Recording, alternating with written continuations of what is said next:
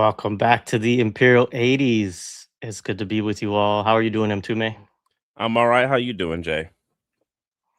So much better now that I get to talk about Over the Top. He's been holding this thing for like 6 months in his system. He just needs to get it out. I've been pushing this movie since the beginning. Like, we have to do this. It's the It's eyes. It's all so about the eyes. yeah, it's so wild. I mean, yeah, we'll get into all of it, but this movie is so unintentionally hilarious and weird and just so many different things, and it makes perfect sense to me now knowing more. I'm really glad that you explained to me what canon films was and like made me watch the documentary and all that stuff, because I watched a lot of these movies in the 80s, like, and didn't, they were just sort of like in my mind. I'm like, oh, that's just kind of what an 80s film is in certain ways. It's like all this weird stuff. And it's like, well, no, like it's these weird Israeli guys who like tried to take over Hollywood and like didn't know what the fuck they were What they doing were and just doing. pulled from all over the place. Um, and yeah, I mean, it makes a lot of sense that this movie is made by the same people who made Delta Force and Masters of the Universe and Bloodsport, Cobra, Bloodsport, Breaking. and Breaking, yeah, Electric Boogaloo. Yeah. Um, A bunch of Chuck Norris's. Well, I think the majority of yeah, like the big 80s, well, really all the 80s Chuck Norris stuff. they were the Chuck Norris vehicle, and they were the Van Damme, like kind Mm-hmm. of, His early vehicle. yeah, at least launching him.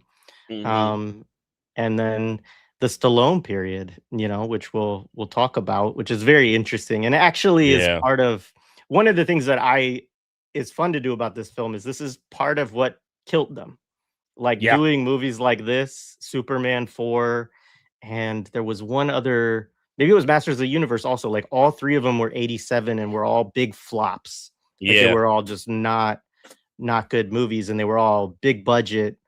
I mean, this movie's hilarious because of the shit that they spent money on. Like, it's just so funny, you know. Like, even the soundtrack as you're listening to Mm-hmm. it, it's like you got Giorgio Moroder to do the entire fucking score soundtrack. You got, Yeah. Kenny Loggins, Sammy Hagar, the dude who's the lead singer from Cheap Trick, like all of these, big 80s artists, and just to make the worst music. I mean, I have a lot of different comments to make about some of that, but you watch this. I'll just say this up front.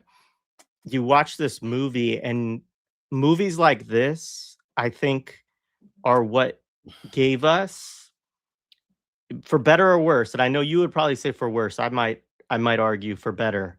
But they gave us things like Talladega Nights. Like I don't think you get Talladega Nights without this movie.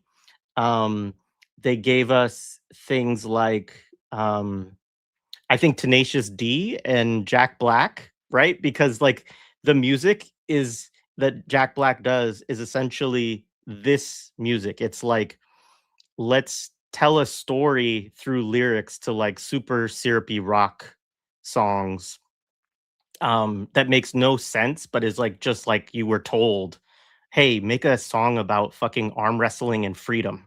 Like um and then there was one other example that I was thinking of, but I think a lot of those like 90s and 2000s, I'll probably come back to it, like comedies where it was like, this is an absurd premise. They were based off movies like this, right? That made no sense to begin with and took themselves way too seriously. And somebody was like, that's actually funny if we just make it more over. Like if we take the unintentional comedy out of it and just lean into how absurd this is, we could have a really funny movie that people would love.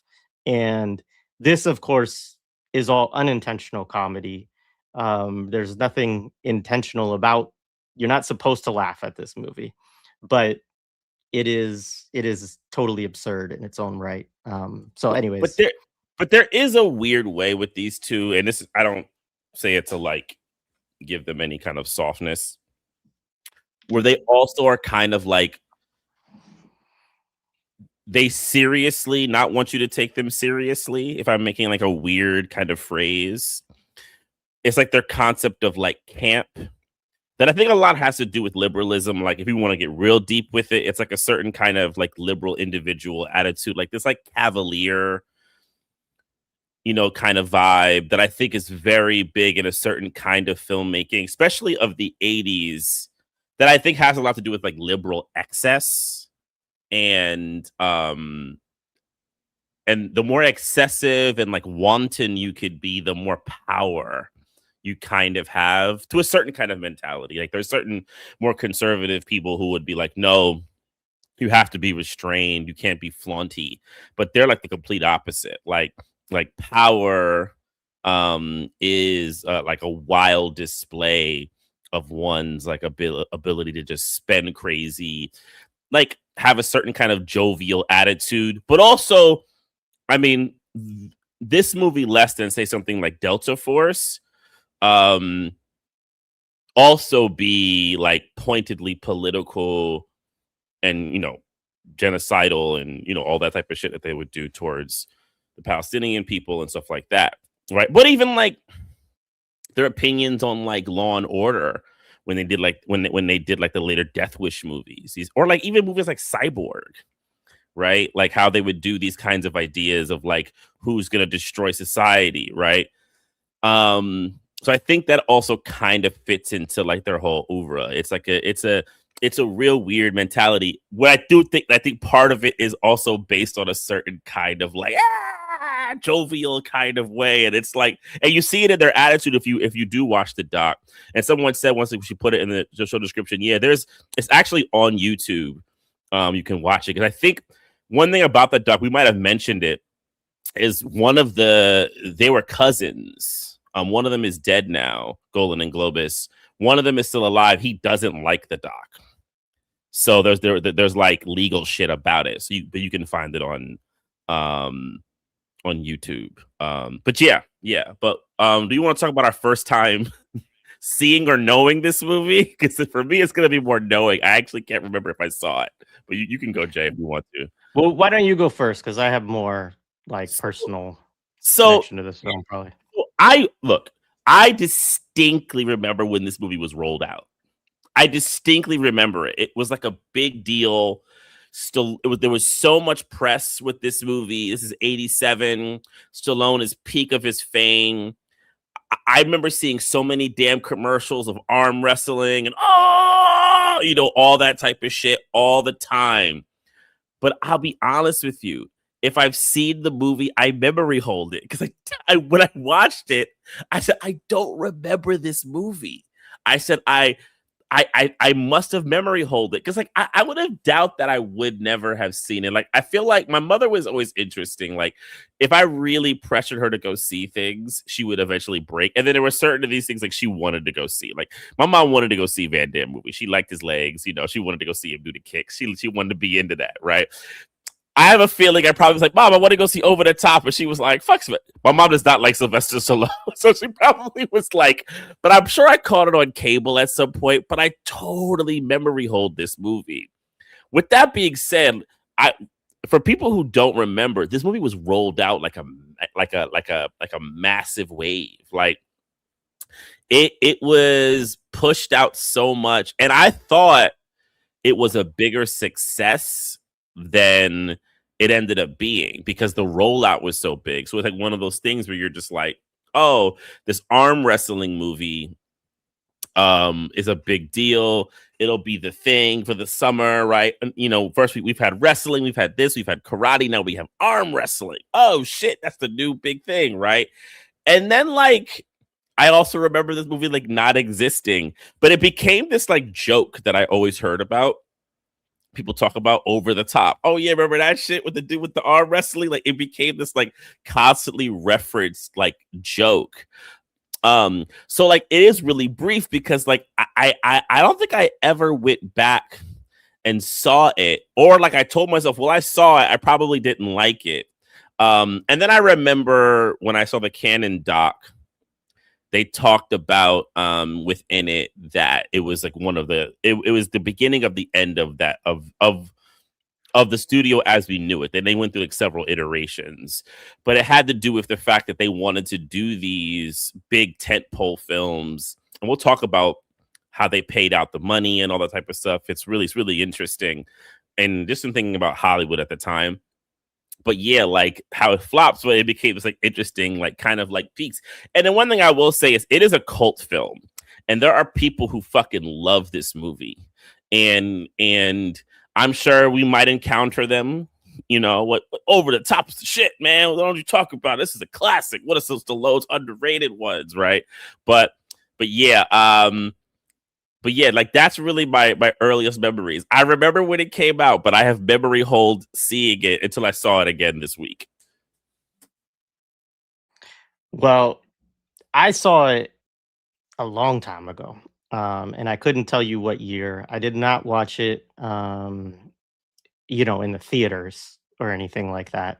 My parents would not have taken me to see it in the theaters. My father also, I wouldn't say he hated Stallone. He because we've talked about this a little bit with some of the earlier Stallone movies we've done, but my dad actually liked the first Rocky movie, and he liked First Blood, right, which we've discussed. And but he didn't really like Stallone. He didn't think Stallone was very good, and he really, quickly came to realize that Stallone declined quite fast. And I mean, there's a whole thing I think we could talk about as we get into this movie, because, and maybe after when we get to the part where we talk about the people involved in creating it and all of that, because it's very interesting in that respect. I mean, first of all, 2 Oscar-winning screenwriters wrote this film. Well, no, one Oscar-winning screenwriter and 1 nominated, because Stallone was nominated for Rocky. So, but like that alone, it's hilarious fact in itself that you paid for all of this screenwriting talent, and this is what came out of it. But we'll set that aside for now.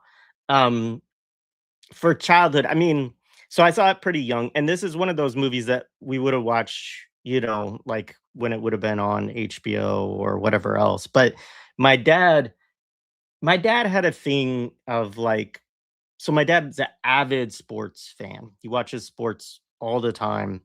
But like if there's nothing on, because he'll be like, he watches 162 baseball games a year. He watches like 81 basketball games a year. And when I was younger, he watched a little bit of football, but football was never very big in our house. But so he was just constant, and he watches a lot of college of basketball and football. And so it's just sports were always on in my house. But every once in a while, you would just have those days where there were like no good games on or whatever. And my dad would surf and something would come on and he would watch it. And my dad has a little bit of a side of him where he would never pay to see something like this, right? But if it's on, he will leave it on just to be like, this is the stupidest fucking movie I've ever seen in my life. Like, watch this, right? Like, see what's about to happen, son. This is ridiculous, and just laugh at it, right? And I do get some of my kind of sense of humor about stuff like this, definitely from my father, of just like, it's hard to turn away from a train wreck, like, and this movie is such a train wreck. So I definitely watched it at that age. Stallone, and I've probably already talked about this a lot, but he was big with a lot of my friend group. I grew up in an area where there were a lot of conservative folks. Several of my friends' fathers drove long haul trucks, right? Like usually as like supplemental income, like either in Southern Oregon, like either firefighting or driving truck during certain seasons of the year were like ways that people that had either seasonal employment or like didn't want to work at the mill all year round or whatever, like made money. And so there was that thing. The arm wrestling thing, we'll have to come back to this, but arm wrestling was definitely a thing in the 80s to a degree that it is not now. It is not a thing to the degree that you would think it is if you watched this movie, right? Which is one of the hilarious, like, kind of disconnects of the film. of this idea that, and this is so Golan-Globus, like that you could make an arm wrestling movie and like that this would somehow resonate in the same way that like Rocky did, you know. But the 80s were interesting in the fact that ESPN was still very young as a network. It didn't have like all of the bigger contracts that it would have now, you know, now that it's Disney and all of that connected in with ABC, everything else. So you know, this has happened throughout various periods of ESPN, even like during COVID, during the height of COVID, they would have these like random sports that would show up because it was like, okay, well, this is something that's actually a sport that's on TV right now. So because most of the major sports were shut down. So there are these histories with ESPN, but especially when you go back to the 80s of them having these niche sports and having them on, like lacrosse had a run, like all of these kinds of things that like are never big spectator sports, but they'll I put them remember on. like pool. Remember like pool was like a big thing you would see on Yeah. ESPN at like, I don't know, 11 o'clock on a Tuesday. Yeah. Poker had a really good run on for several years, even more recently, right? So these sports that are not like, you know, not mass sports in the way that baseball, basketball, football, even like national, you know, international football, soccer, right? Like not as big in the United States as all of that. But like bowling also had a good run, which was the other movie I was thinking of. Like, I don't know if you get Kingpin without this movie. Like, this movie is a very like Kingpin is like movies like Kingpin and Talladega Nights. The more that I think about it, like they're really kind of parodying this form of movie making. Um, but anyways, so I saw it. I did not think it was good. Like, just to be clear, like, but it it was fascinating on a certain level, and it also has a child star who is just a terrible actor. Sorry to that kid. Like, he can't act for crap. Um, uh, but but as a kid watching it, right, you're like, oh, there's a kid in this movie, whatever, and it revolves around a kid and his father. So there's like a certain there was something there, but it was still mostly just like, this is fucking weird, and my father laughing at it. That's my memory, is my father watching it and laughing at this movie, right, more than anything. And it wasn't one that you know, among all my Stallone friends that were big Stallone fans, like they weren't like, oh yeah, this is great. Like, you seen Over the Top? Like, that wasn't the, you know, it was all the other ones. But this, and I'll just say this, and we can move into like the making of it. Stallone was paid $12 million just to act in this movie and another million to help write the script. And between this and Cobra, which are the two big movies he did on Cannon, he got $25 million, which was the most any actor had ever been paid in the 1980s. And so he literally set a whole new kind of record and bar of compensation for actors in the period with this terrible film, which is partly why it helped to tank Cannon. But it's also just an interesting little piece to help people understand like what a big attempt this was by Cannon to make a blockbuster, that they shelled out the most money anybody ever paid to an actor for Sylvester Stallone to do this. And it also happens on the heels of Cobra, which was very successful for Cannon and Stallone, which we'll have to do at some point too. Yeah, and that's a good place to start, because another thing to kind of add to that, he was given the money before the movie was even developed as an idea. So this is what Cannon did. They were kind of like, you almost think it was like prospectors.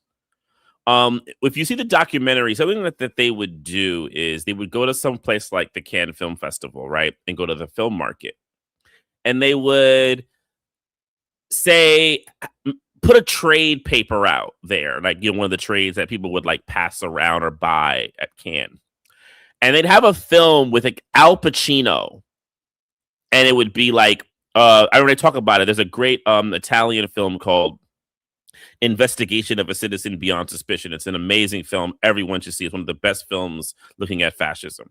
They're going to do an American remake of it with Al Pacino. Pacino has not agreed to this film. He has not made any money for this film or anything. But because they can write in development, right, they can put it right in there.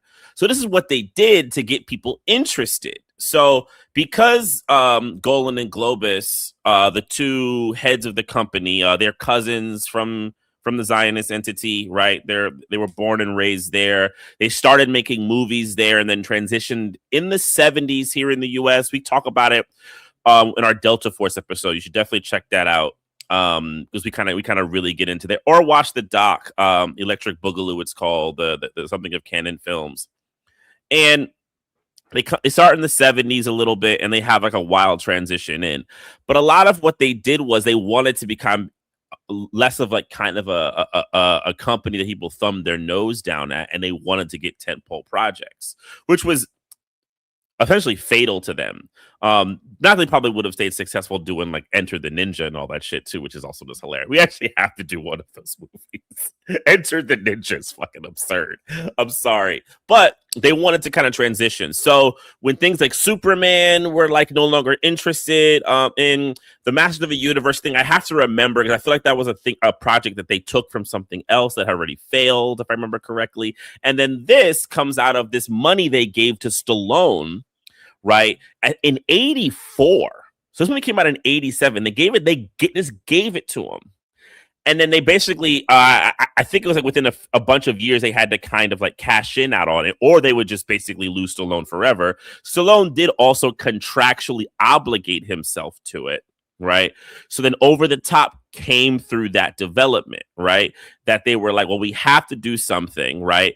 And the thing about the kind of Golan and Globus like characters, if you hear them talk, and some of their stuff is bullshit, but like I do take them at a certain kind of face value where their general attitude is they always felt like they were trying to break new ground.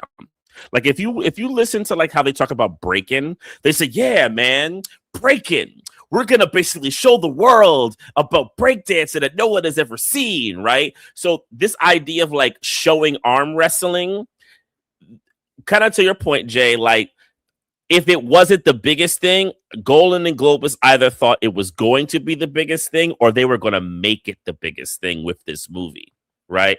So they were these like really annoying capitalists, like you said, like forecasters. Like they're going to make the new thing that's going to happen and infuse. And they were always wrong. They would never do anything, if anything, they would piggyback on something. Break-In is probably largely was a big film for a multitude of reasons, and I wouldn't give them any of the credit like for that. It's for a multitude of reasons of culture, other movies that were coming out, things that were in it, even the performers who were kind of incredible, right? And to be able to watch them, but like the two performers, not the white lady, she sucked, but you know what I mean, right? Not Van Damme dancing in the background. Not Van Damme doing his side to side thing that he does. It is an amazing meme though. It is one of the best memes ever, right? But yeah, so you get this film kind of developed through that. Yeah, so the people that they bring in is this guy Sterling Silliphant. Sterling Silliphant is the Oscar-winning screenwriter of In the Heat of the Night. Yes, the Sidney Poitier Steiger film, right? And he's written a lot of things. I think Dirty Harry, he was one of the writers on. I mean, there's like a laundry list. I don't know if you have his screenwriting credits in front of you, but he has a lot, right? So the other thing to remember about Golan and Globus is while some people will say, I love this project or certain forth and so on, they paid premium dollar, right? Like to get people to do stuff. Say you're like, look, I normally get this. Okay, I'll give you this, and you only got to work 3 days. You know what I'm saying? I'll give you that's what they did with Delta Force, right? That's how they got all these famous actors, Hana Shaigula, to do it. She's probably acted like 4 or 5 days or like a week on that set.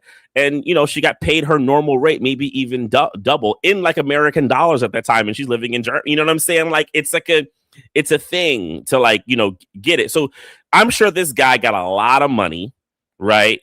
A lot of money to write this script. I mean, he did speak about it like it was, you know, something really special, but, like, you know, that's, you know, it's the story of a man trying to win back the love of his son, you know, and win the world arm wrestling. I can't even say it with like real vigor. Win the World Arm Wrestling Championship in Las Vegas, right? He does speak about it like very, very, very, very convictedly, right? So Silliphant is hired to do it. Stallone does come in, and maybe you have more information on this. He does come in at some point to kind of do writing on it. One of the other rare things that Stallone got on this, he's one of the very few actors at that time to also get final cut of the movie. That's another thing, and that's rare. Like, Schwarzenegger wasn't even getting that, right? Like, he had the ability to tell Globus and all of them, like, no, you can't have that, right? So that's actually pretty fucking deep, and I didn't know that until I saw this, that he actually had the ability as an actor to basically tell them, no, this has to stay in, this has to go, you know. What is trying to think? So yeah, I mean, the music, yeah, you got Kenny Loggins, Meet Me Halfway, one of his big tracks is on it. I mean, like, I'm just imagining, like, they're just throwing out the cash, right? Kenny Loggins songs, right? You know, and yeah, and then even like hiring someone, you know, like Giorgio Moroder. Like, the thing with that is, like, Golan-Globus also had a huge fetish for like European big wig names, right? Like, they did a Zeffirelli film, right? They talk about it in the doc. Like, they gave Zeffirelli all this money to do this big movie. Zeffirelli was like, I love Golan-Globus. They gave me all of this cash, you know. It's so funny. Goes, they're great to me, you know, like, because they give him a bunch of money and they let him cook. So these great European people, if they could hire them and do their pictures, right, they would then be seen as great producers, as great as the other, you know, the Dino De Laurentises and the other big names at the time, right? So it was all in an effort to kind of, like, you know, help cement them. But and we can get into this a little bit. They spent a shitload of money. The budget was said to be $25 million. I've also read things, though, that there was an amount of extra money that went in the post. Like, it ended up being like a massive thing they just kept pumping and pumping and pumping and pumping money into. And it made about $16 million. It was a massive, like, flop failure, which, if you add Superman 4 and Masters of the Universe, ended up becoming a huge kind of hit to their company going into the late 80s into the early 90s, and they ended up having like a big reform. Van Damme was one of their last hurrahs, and I guess when we get to Bloodsport, we can talk about that part of their though they don't talk about that much in the doc, and I think that's Van Damme actually probably telling them that they can't speak about it. But yeah, I don't know. Are there other things? I probably forgot some things myself, but if there's things you want to put into like the making of it, so forth and so on. There are actor things, but I want to kind of bring that in a little bit later. Yeah, I mean, just a couple other things. I mean, one, I think the Moroder and Loggins piece are important because this is when does Top Gun come out? 86? Yep. Yeah, so this is the year after, and it's the same folks, they're gonna right? Piggyback. So they're gonna piggyback. Yeah. So everybody who's like a big talent, they're just like, we want them. And they talk about this in the movie, but they basically, like, you know, we're always kind of mortgaging their present on their future, you know, and constantly like going into debt to pay people based on these ideas of future sales. Like, they ran their business very speculatively, you know, and I mean, almost in kind of like the way, like, it might even work nowadays, right? Because it's sort of like, it's like how .coms, you know, it's like a bubble. Like, the Canon Films is like a bubble, and these three movies are basically what pops the bubble. Like, because And so Van Damme does come along, and Bloodsport is a success, but they lose so much money with these three movies that they just are never able to really recover and catch up and pay everybody off, and they basically run out of money. One thing I want to Yeah. add to that, yeah, because they were trying to also do licensing deals, right? So they thought that they would be able to make these movies, get like and Warner Brothers was Warner Brothers who released this, I think, was the distributor, if I remember correctly. So they would do these licensing deals. So basically they would have to, put the money for the picture, and then Warner Brothers or whoever would distribute them ultimately, right? But the movies were just so bad on a multitude of levels that having Warner Brothers as your distribution didn't really help. And then also you owe Warner Brothers money. So not just you lost that money, you also are not getting the money back for Warner Brothers. So a lot of what happened with Van Damme later, we'll talk about it, is he basically just got appropriated to the bigger studios. Like it's closer to like old studio stuff. They almost like bought him from them, right? In a kind of a way, except they actually didn't really get real money. They got, basically, we'll leave you alone and we'll just do Van Damme for the period that we can have him. Yeah, exactly. Anyway, I mean, there's a whole thing. I do encourage people, go back. We talked more about them during Delta Force. And I added a link to that, as well as a link to the documentary, the Electric Boogaloo documentary, which I do think is worth watching, even though it kind of like these are not, these are like two jackass Zionists. Like, we're not, Israelis. Like, we're not promoting these folks at all. Who some of them are as well, the jackasses. Yeah. Like, not the greatest people, but go ahead, Jim. My bad. No, but it's just interesting to like understand who these people were that were behind these weird movies that we saw in the 80s. And this was certainly one of them. There's a bunch. There are some that were quite popular and some that were terrible flops, and then a lot of them that were low budget but did well. And there's a lot of cult, there's a lot of cult status or whatever that is had within a lot of their work. So anyway, I think that's kind of enough to say about that, other than the actors. They have an incredible cast for this movie, minus that poor child actor who can't act as that way out of a paper bag.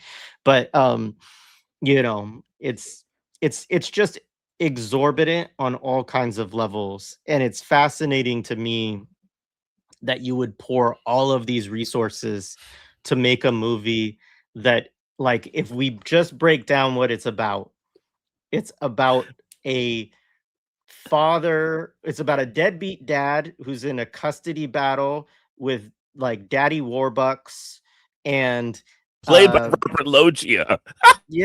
Who I think is just the same character he was in Scarface, but is now like in California. And you're waiting for Michelle Pfeiffer to like come out from around the corner, like all high on coke. But anyways, it's a custody battle between a father and a grandfather that is going to be settled over an arm wrestling tournament, and will determine whether it's ridiculous on all levels. And they just thought, like, let's dump millions and millions of dollars into making this film and it will be successful. I do think that it's important to say, like, you mentioned Stallone having final cut, and I think it's very hard to determine, like, is this movie so bad because of Golan's direction or because of Stallone's final cut? Like, who knows? Because Stallone also at this period is deep into his own, like, he has gone way off the rails at this point in the 80s. He is no longer giving you the original Rockies and the original First Bloods and movies like Fist or whatever. Like, he is now making movies like this. And I mean, his career really goes very south in this period for a long time. He's kind of becomes a major joke in Hollywood and really doesn't recover until, much later on. Like movies like, I remember Copland was trying to bring him back, but kind of really didn't. And like, I mean, Creed finally probably. Creed, but also I guess when they finally did what are the Expendables, like those sort of brought Yeah. him back in just like a typical action, kind of like role that he is.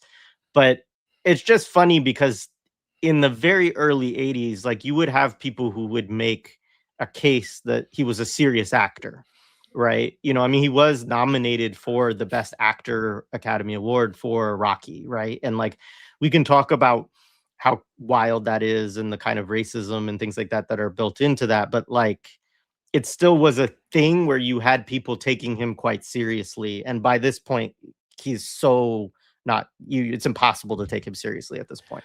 I mean, because to just get it out there, he's awful in this movie. Terrible. As bad as Stallone is in a lot of movies, he's awful. I mean, the thing about the film, like if you characterize it, I said it's a melodrama with like a few arm wrestling moments. I'm not watching Stallone in a melodrama. Okay, first off, like get a different actor at that point, right? Like, you want me to watch a melodrama? Get someone who can actually, emote, speak, and I don't mean because of his accent. He can't Stallone has an inability to like naturally relate. He just can't do it. It's always an affectation. And in this film, he tries to play his character Lincoln Hawk or Hawks. Everyone seems to be confused what the person's name is, and it's one of the running jokes. It's like Joe Budden versus Joe Buttons, right? Like exactly. How they all right. So like no one seems to know what the name is in the movie. But he has an inability to like actually just speak like a normal human being. And when he tries to, it's like the most flat thing ever. And I could see why the film was attractive to him. Honestly, if you're thinking about Rambo, even Cobra, Rocky, Stallone by this point, what he does in like a couple of years with like Tango and Cash, I think he was trying to kind of get out of this idea that he's like an affectation. I think he wanted people to see him as like a kind of like natural, possibly like leading man. Like even if you get to like the opening of the film, right? The kind of opening of the film, the music is just so bad. Like it's just so bad. You get these like, montage kind of sequence of like the truck on the road, right? So he has like his big rig truck, and it's like it does kind of feel like Rambo-ish in that way, where you're getting the kind of like the outskirts of like of the US, right? The long road, you're getting like trees and things like that. And you have like the truck kind of going, right? And it's being cross-cut with like a military academy where his son is at, right? And this is another thing. And not that it started in the 80s, but we also like, and I want the obsession with like military academies in the 80s, TAPS, police academy, like there's something there too. I don't know what it is. I don't have a really well-formed thought. It came to me this morning, right? We have to do TAPS, actually. We should really do TAPS, right? But these like academies, people going to academies, this kind of like tug of war between like discipline, right, and then like the conservatism of it, but then like the different opinions around it. I don't know, Jay, you want to say something to that? It's a very strange choice in this movie in particular, because the idea that he's like, first of all, the kid is like super soft, pampered, well behaved, that his grandfather, who's a billionaire, basically, like must be, because he just, right. I mean, maybe hundreds of millions, whatever. He's insanely wealthy, right? And we'll get to that as we get in the movie. That he would just send him off to a military academy. Like, why? Like, I could see sending him to like an elite prep school. This to me screams like Golan-Globus decision and them not understanding American society, and it's like an Israeli plant on things or something like that, of like, we want our sons to be trained for military. I mean, the idea that the kid, and we'll get to it as it moves through, that this child is supposed to be a product of like military discipline in a school sense is so disconnected from who he is as a character also in the film.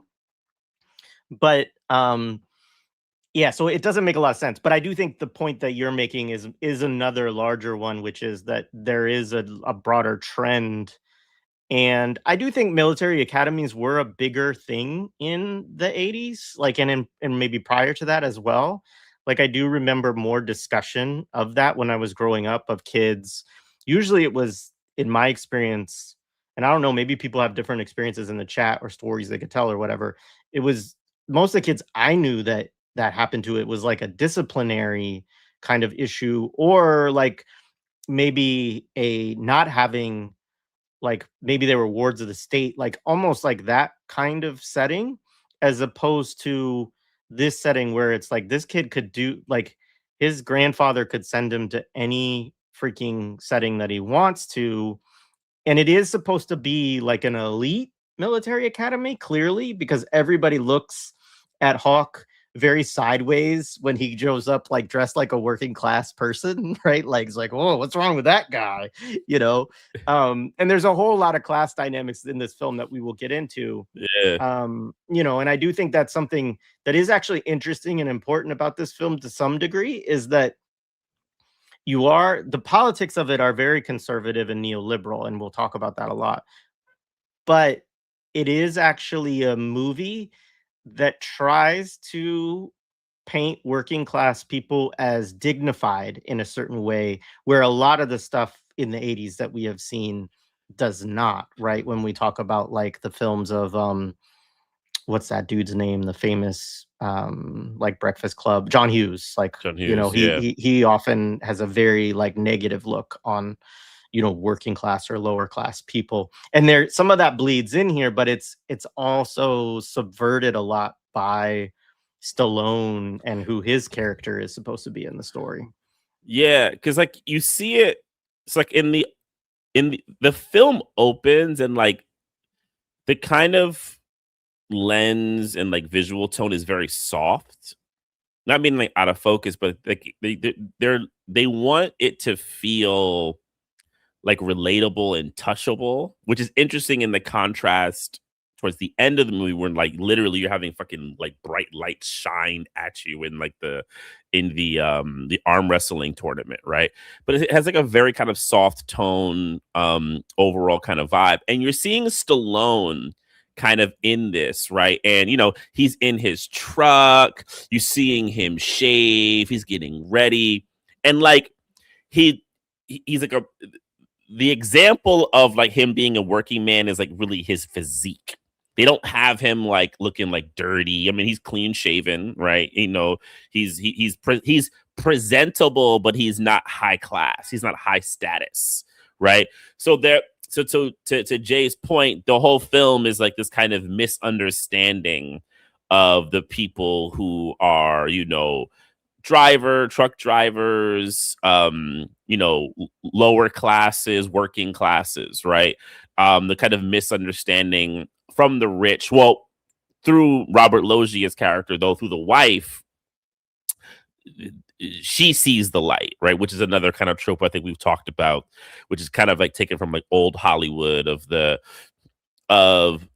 rich person who can see stuff, and is usually done through like the daughter, right? Who's kind of trapped by her father. It's a very like common theme that you see in like pre-code and code 30s to 40s movies.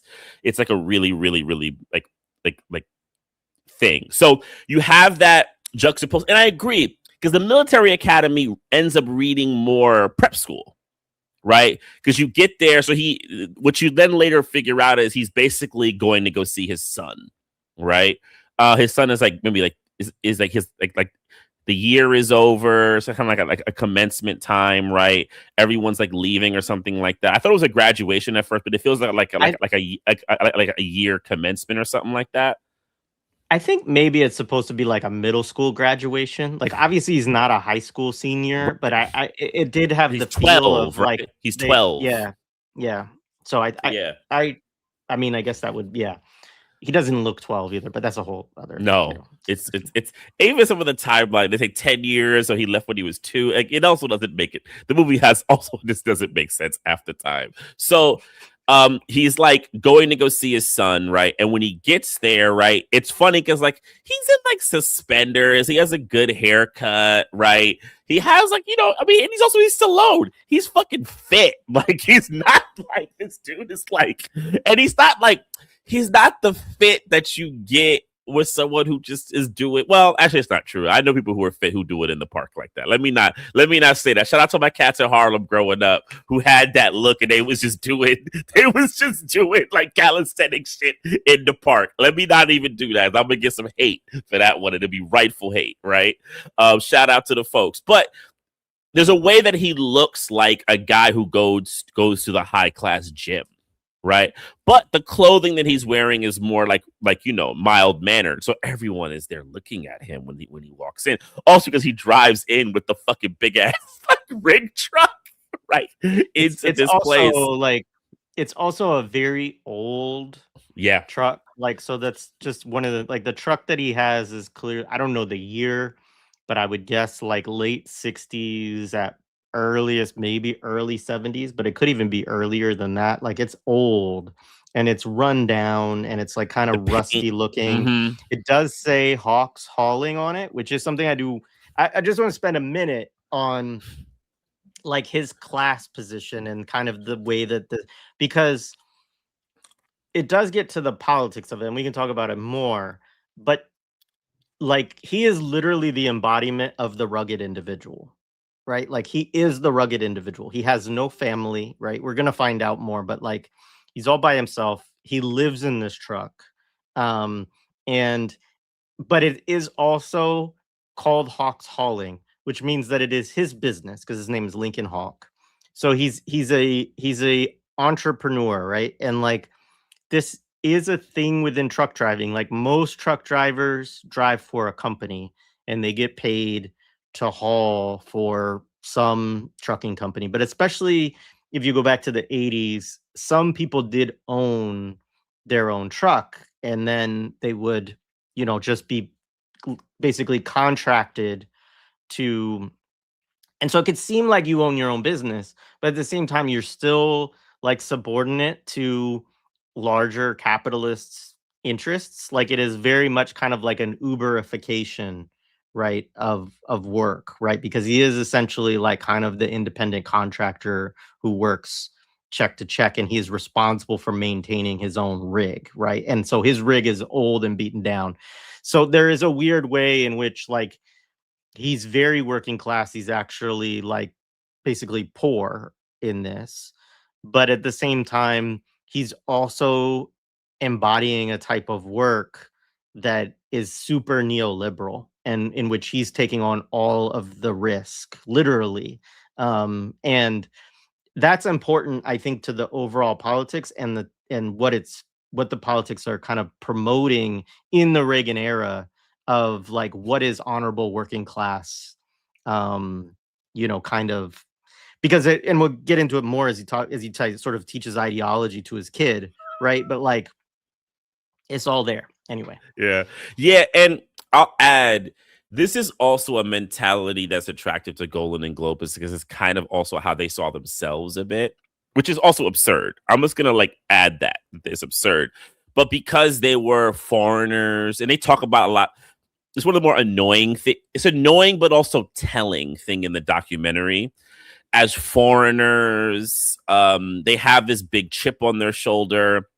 And they saw themselves probably closer to someone like the Lincoln Hawk character as these self-starters, right? We came here as self-starters to the US, right? And, everyone fought against us, but we went through the rugged terrain of doubt and the people who are above us. So someone like Robert Loggia's character would be the bigger, right, studios, the Warner Brothers, right, the MGMs and all this type of stuff.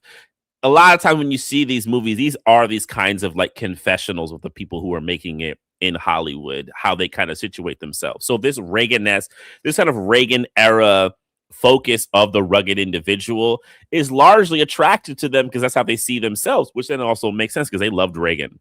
They were big Reaganites.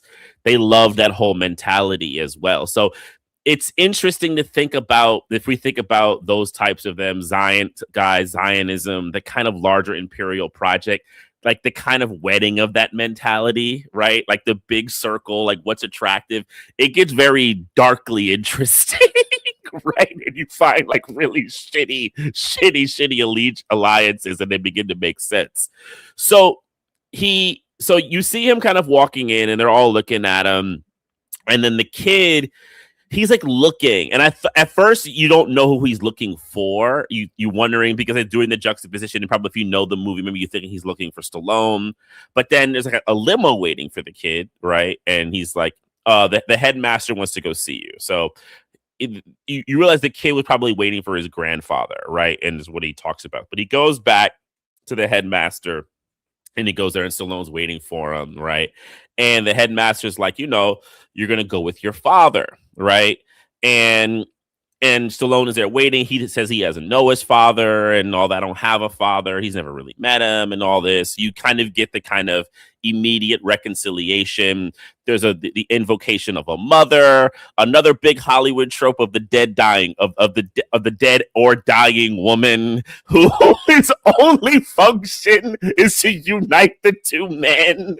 Like, actually, I'm sorry, unite the three men, her father, her husband, and her child, and basically set up their conflict. I mean, she is like the definition of the Hollywood trope of woman, right? Her only function is that, and then when she's finished, she just dies in the middle of the movie when there's no more real use for her as the character, and it'll get too complicated keeping her around.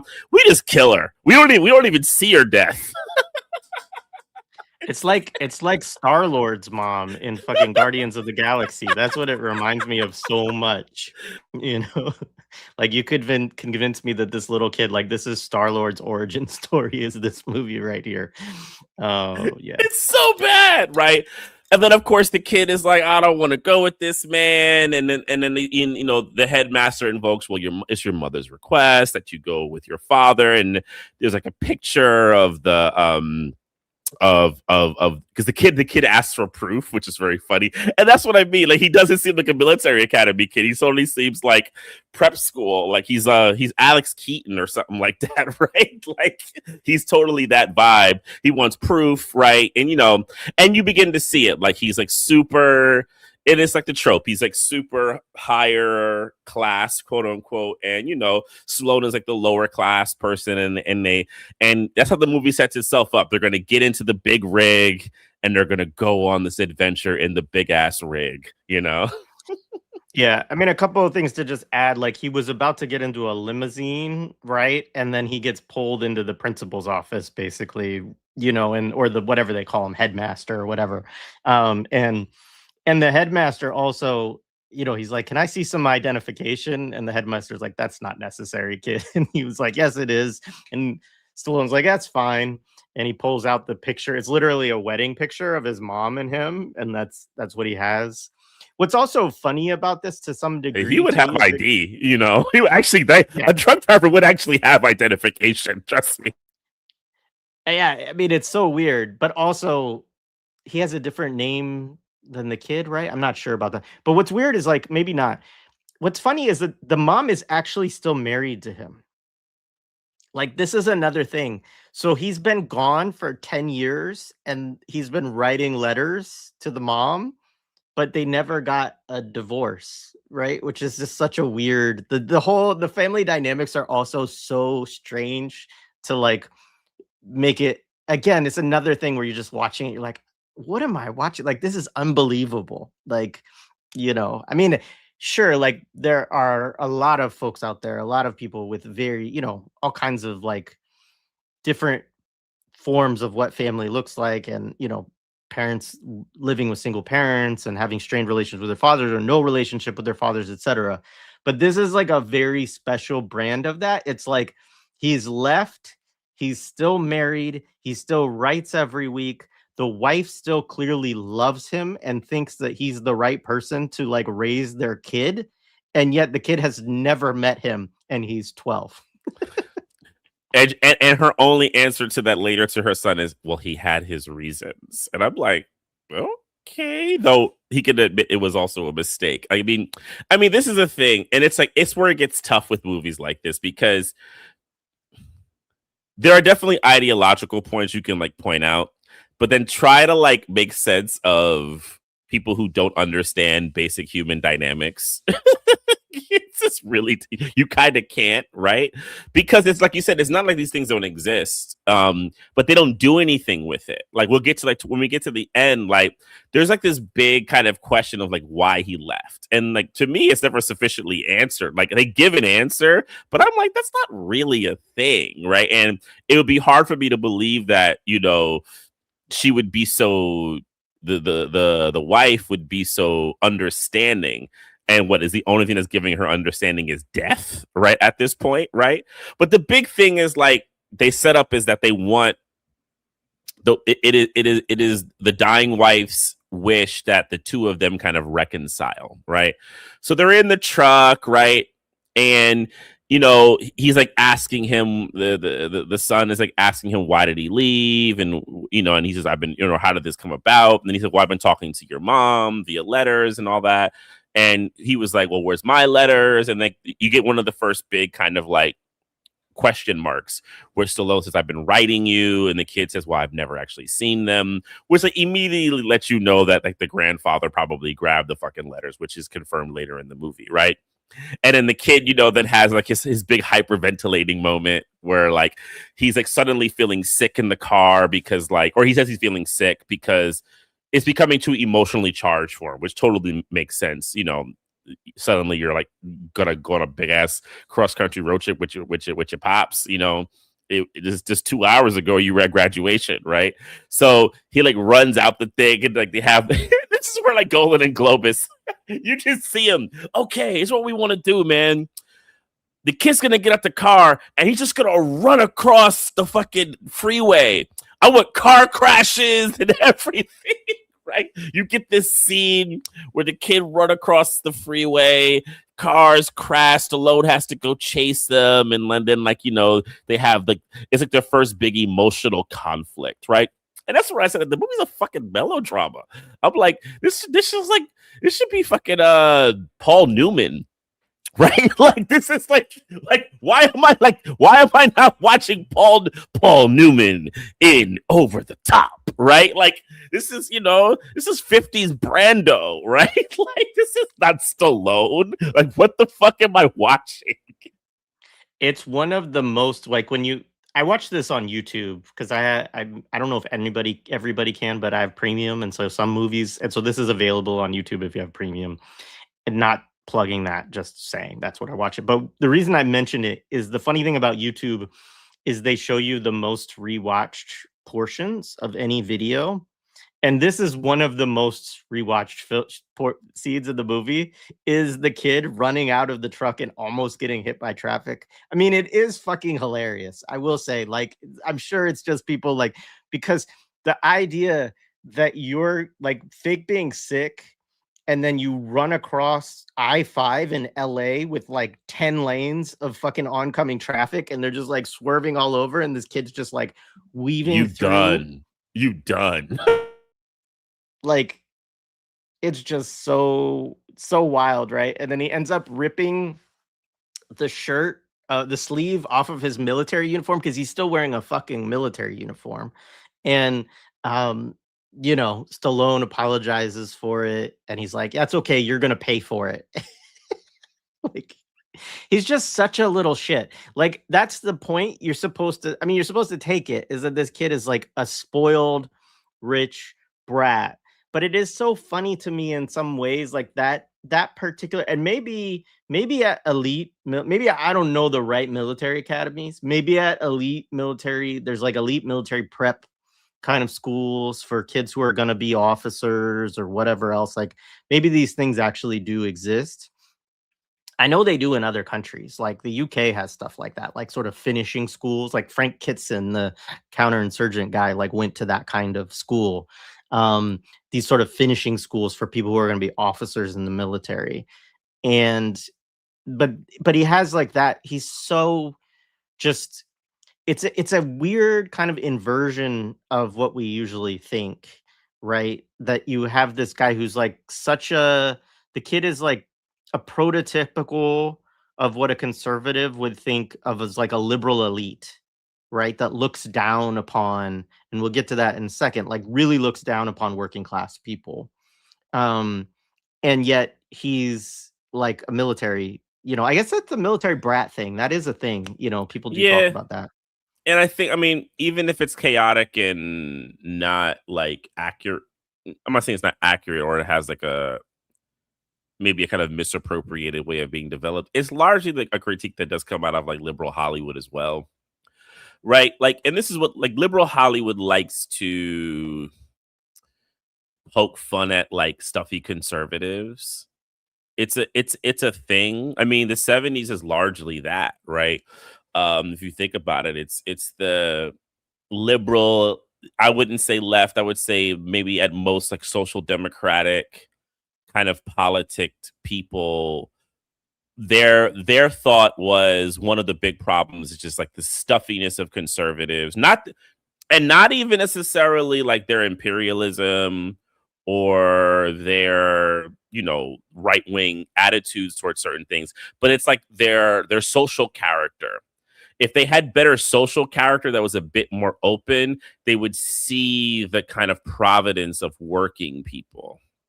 Right. And then they're always on, and that only really goes for like working class Americans too. Right. Like if they want to like butter up anybody, it'll be working class Americans. But then, like, I don't know, extend that to, I don't know, people trying to like decolonize in Africa. They'd be like, oh no, they'd agree. Those are savages. We do need military for that shit. But here, the truck driver, he's an American. Like, love him. He's an American.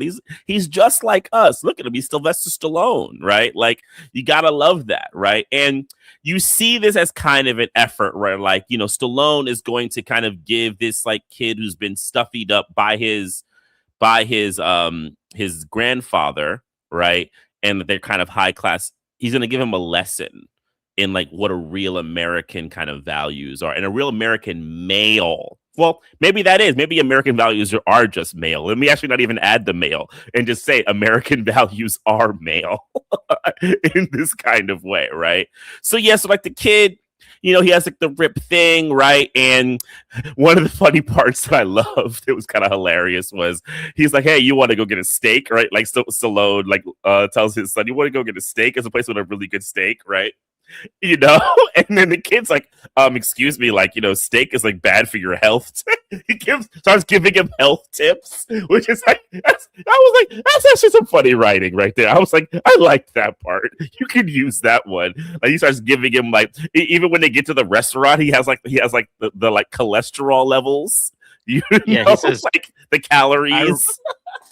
I wrote some of this down. He says, sir, you're going to be a victim of cholesterol poisoning. Later in life, you'll just rot away. Meanwhile, Bad Night by Frank Stallone is playing during this scene. I just want to shout out Frank Stallone, always getting his songs into Sylvester Stallone movies.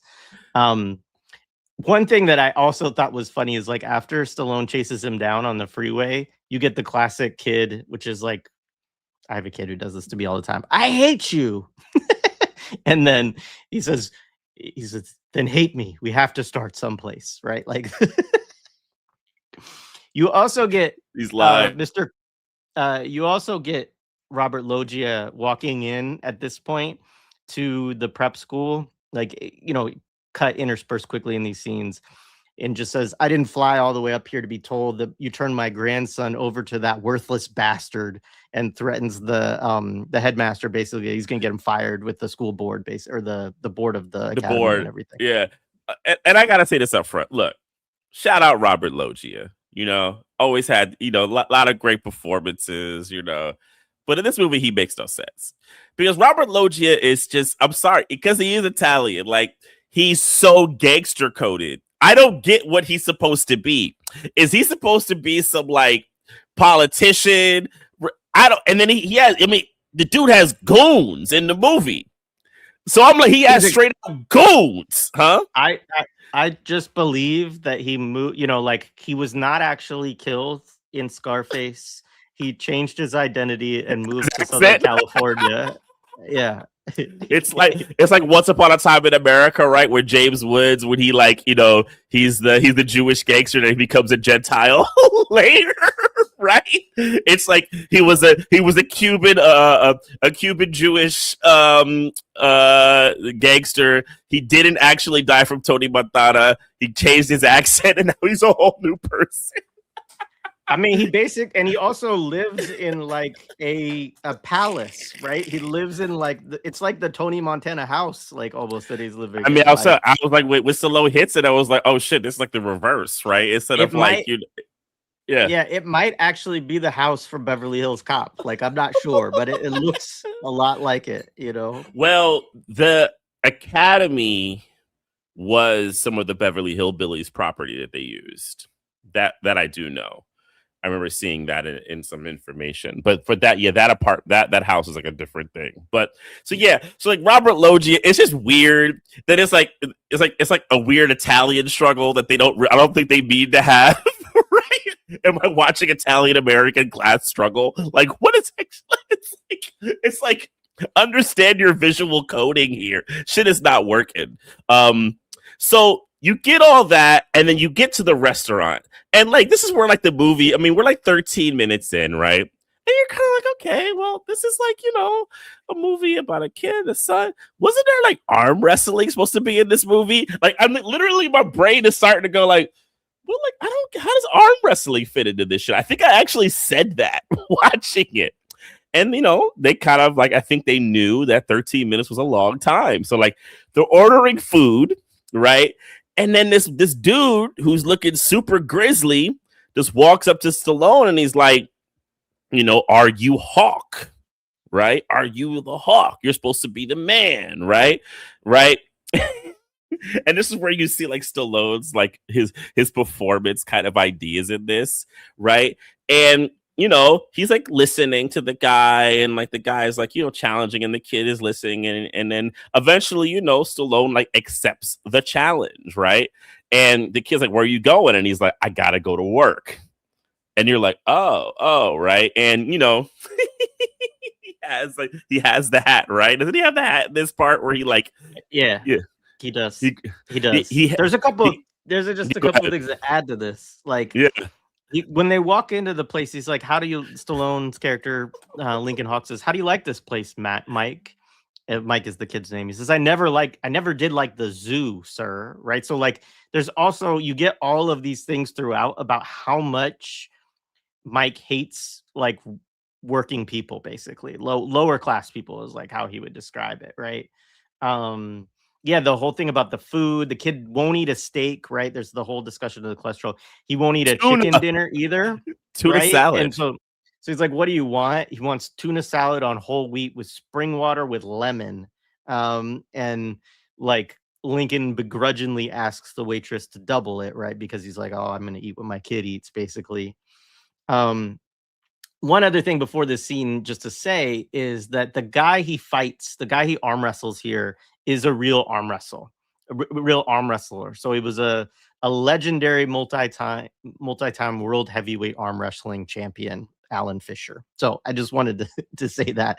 And we probably should say this for that in typical Golan-Globus fashion, they set up tournaments. Like there were ones that happened in Israel, there were ones that happened in California, there were ones that happened in somewhere else that were called over the top and were directly just like promotional basically for this movie, but they also use footage and then take real arm wrestlers out of those spaces to give them bit parts in these movies, which is just weird. And I'll put a link in the show description, but I've seen it described, and I don't know if this is apocryphal. I don't know if it's made up, but it's described as like one of the most important events in arm wrestling history.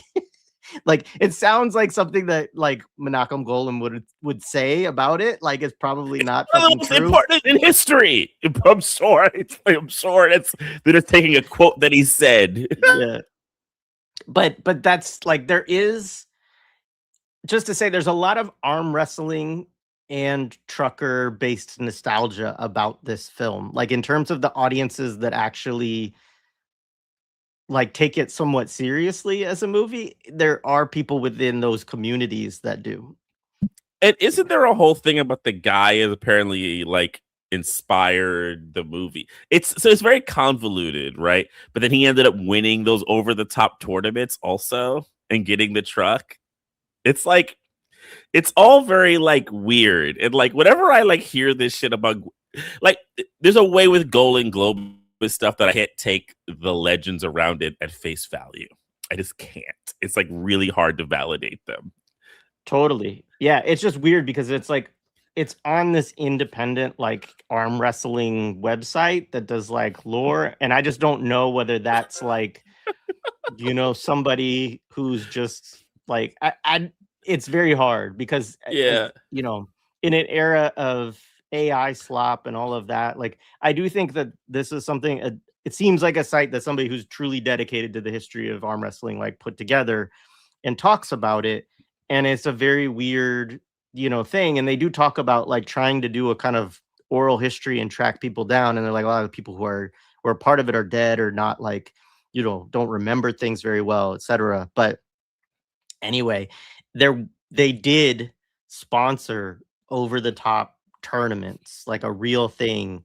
And the movie like and you can see them kind of thinking like, maybe this can also be a way for us to make money or become entrepreneurs, investors within this other sphere, the same way that you have like Saudis like investing in different American sports and stuff like that. Like, anyway, it's just it's weird shit, but Yeah. that's part of it. This guy that he fights here, I only bring it up because this guy he arm wrestles here is a real arm wrestler.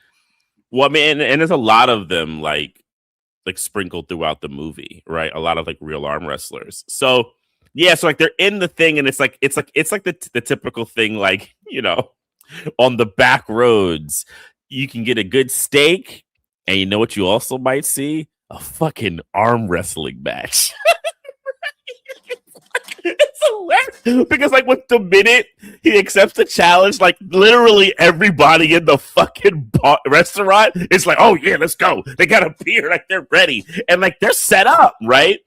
And Stallone, man, Stallone starts doing this shit, and he does this thing that to me is so hilarious, like, because he grabs this hat, right, which he'll later explain what it is, right, and like he turns it around exactly. I brought my hat out too, right, and he does this thing with his eyes that I've never seen him quite do in a performance before. He starts immediately dripping sweat too. Like, he gets so fucking intense. He's starts the veins pop out of his neck, right? And everything. And like the music is dark. The music is wrong. Like, it's dark. It like sounds like he's like turned into like Kruger, or like he's about to like go. It's like the Howling. You're like, what the fuck am I watching, right? And he comes in and he gets into this arm wrestling thing, and the other guy is like doing like the turn up, the like and like they have like the shot where he's like walking in. Stallone's like this, like kind of breathe in. Oh God, this saw a still image of it that I have here on my computer. Right, the guy gets slapped, right? He gets slapped by the other guy. I mean, it's so wild. And then they go into like the arm wrestling thing. And this is what's hilarious about the movie, where I'm just like, okay, so you're trying to make like an action melodrama, right? And so in the action part, like arm wrestling is supposed to be like the kind of I don't know, like the prestige element. And you see how hard they're trying to make arm wrestling into like cinematically like the greatest thing ever, right? So like, you know, they have the setup, right? They got the arms locked, right? And they're doing the kind of push pull. They really love this thing of that, like I almost liken it to like marathoning, where like the person who wins will always kind of be in the behind, almost like a requisite. You either have to get them really quick or like maybe try to like get, and I don't know, maybe this is a real arm wrestling strategy. Is anyone know thinking about arm wrestling? You can tell me. But like you have to kind of almost be in the rear position to then eventually get them down, right? I don't maybe like a strength strategy. Go ahead. Well, I read a little bit about this stuff to Good. try to like, I mean, first of all, like it's interesting. Some people in the chat are like they never arm wrestled or really saw it, and like I will say that we definitely did. So I don't know if that's just a white thing, like you know, but like no, in school I saw it. It Yeah. wasn't like yeah, it wasn't a big deal, but it definitely was a thing that I saw in school a bit. Yeah. yeah. And some of it was also responding to stuff like this movie, you know, of like, oh, like, you know, just like even whatever, but just kids doing random shit. I mean, we did not have a lot to do in the 80s, to be honest with you, right? So like something like this would be like, yeah, we're gonna fucking arm wrestle. Like, but the yeah, so the whole thing about arm wrestling is like about leverage and different ways to gain leverage. And so Stallone's main move is there's a term for it. See if I can find now. I've like who knows what I've done with my notes. I think I have them here. Anyways, I'll find it. But like there's a few different things that he does within it. And basically, like if you can get your wrist over the top of, you know, the opponent, right, you can get to a place where your shoulder can bring down leverage at just like a level that's hard for somebody with just their bicep that's then leveraged to defend. So like interestingly enough, the arm wrestling community is fairly positive, like agrees with the overall mechanics of the film, which I was questionable about going in. I was like, this just seems like, you know, movie magic type stuff. But Stallone actually did take seriously training with real arm wrestlers and learning techniques that they used, right? And portraying them in the film. And then another thing that he does is like once he gets guys into a leverage position, then he really tries to like throw his shoulder in and sort of, you know, slam them down. And so all of that to say that those are real arm wrestling techniques that he is doing. And all of it is about leverage, right? It's about getting the person into a position where they lose. It's kind of this similar to other types of fighting, right? Like you don't want to be off balance. You don't want to be in a position where somebody can leverage you, you know, your footwork and stuff like that matter, right? In arm wrestling, you can be in the place where you are behind, but if you can get to a place where you sort of get your wrist over the top of them and can kind of line up your arm in a certain way, then even if you're further back here, it becomes like much easier to sort of leverage their arm back the other way. And also people can wear themselves out, right? Which is another thing of trying to pin you, but you can, if you can hold the position for a certain amount of time, their arm loses strength and then you can come with them with more leverage to win. So all that is to say that basically it seems like from the wrestling pros who have watched this movie, that they're largely in agreement with the kind of mechanics of how Stallone arm wrestles. Yeah. I mean, the other big cinematic thing they really loved was like the regrip, right? Like so he would get into this thing and he would do the regrip of the hand, right? The finger roll, they call that. The finger roll regrip, right? And that's when you're like, oh, shit's really about to do it, right? You know, it's like, oh, he got him now. The regrip's coming, right? But that makes sense. I mean, I can see that in like a kind of, not that I was ever a professional or anything like that, but when I did fighting, there was always a thing about actually trying to get the opponent to overcommit to big moves, because then a counter move because a double whammy, because they've extended a lot of energy to get a big move. They actually haven't done it, and then you counter them with something. So then you get basically like you get more bang for your buck, right? So it's like defensive fighting in that kind of way. That makes okay. That's interesting. Okay, yeah, like you know what's fucked up about movies like this, like that are so bad because they don't have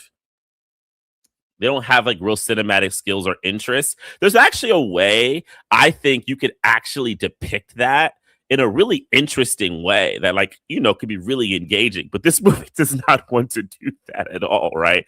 They just want you to see the kind of wild shit that happens with like the crazy folks, right? So he gets the guy, he beats him, right? And like the one thing that's very interesting about not all of them, but all the people that Hawk, except for the black dude, we'll get to that a little bit later, that Hawk beats, they're pretty respectful after like they lose, right? There's like a kind of like, yeah, man, you got that, you know, yeah, you know. So it's like interesting. There's except for when you get to the black man, we'll get to that part when we get to the end. You know, he's the one motherfucker who can't just lose with principle. You know, the brother always black people. What's your problem? Lose with principle. But you see the other guy, and so they have this set up like the ultimate goal. There's a big fucking dude with like bald head who's another real life professional arm wrestler, right? That guy as well, I believe, right?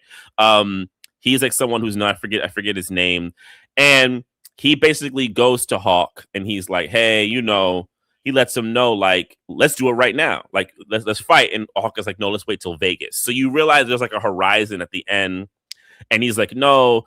You've been ducking me, or maybe he says that later. I can't remember he says that right now, but like the idea that like this is like the ultimate person that he's gonna have to face at the end, right, of the entire affair. So there is like, you know, like the big boss has been set up, right? And he has like the gold gym shirt, you know, he's big, bald, you know, nice goatee, you know, ready. I mean, in a way, it's weird. Like he almost looks a little too teddy bearish to be like the ultimate goal guy. Like I wish they would have built him up a little bit more. Like, but you know, but at the same token, he's a big motherfucker. So he's bigger than Stallone. Yeah, he's like 100 pounds bigger than Stallone, which I do think is one of the things I was trying to find out is like, did they not have weight classes? That's what me and my lady's question was. She was like, wait a minute, where's the weight classes? I was like, I don't know, babe. I don't know actually. They do now have weight classes, but it you know, again, like it's so hard to find real information on this is him. This is Bull Hurley. This is Bull Hurley. Sorry, I just can't. Man, the bulging eyes in this movie are just like, I don't think there's more bulging eyes. The only other I don't think I've ever seen more bulging eyes in a film than this film all the time. It's hilarious. So they're back in the car. Oh no! Oh, the kid asks. So then the kid's, you know, his first thing is like, "Hey, you know, you just hustled the guy for money, right?" He's like, he basically says like, called like his dad a hustler, right? Which I find to be, you know, hilarious. And like the kid is like definitely like, I don't know if he's like all the way unimpressed. He's definitely like, oh shit, my dad got some skills, but this is some different shit, right? But you know, it was definitely like a little bit much. So they get back in the car. I mean, in the truck, excuse me. And they're in the truck, and then like dad starts asking his dad more questions. And it's kind of start digging into like, why did he leave? There's like rumors that he was like a drug dealer, that grandpa said, right? Which is a thing that people would put on rig drivers. You know, we're not saying that from actually personal knowledge. I actually do know one who did that, but yeah, but that's like one of the things that like rig drivers were actually drug smugglers, or that's really what you probably are going to get the majority of them. They're unsavory characters. You know, for every, you know, big thing of orange juice that they're bringing across, they're also bringing, you know, they're smuggling cocaine across the state lines.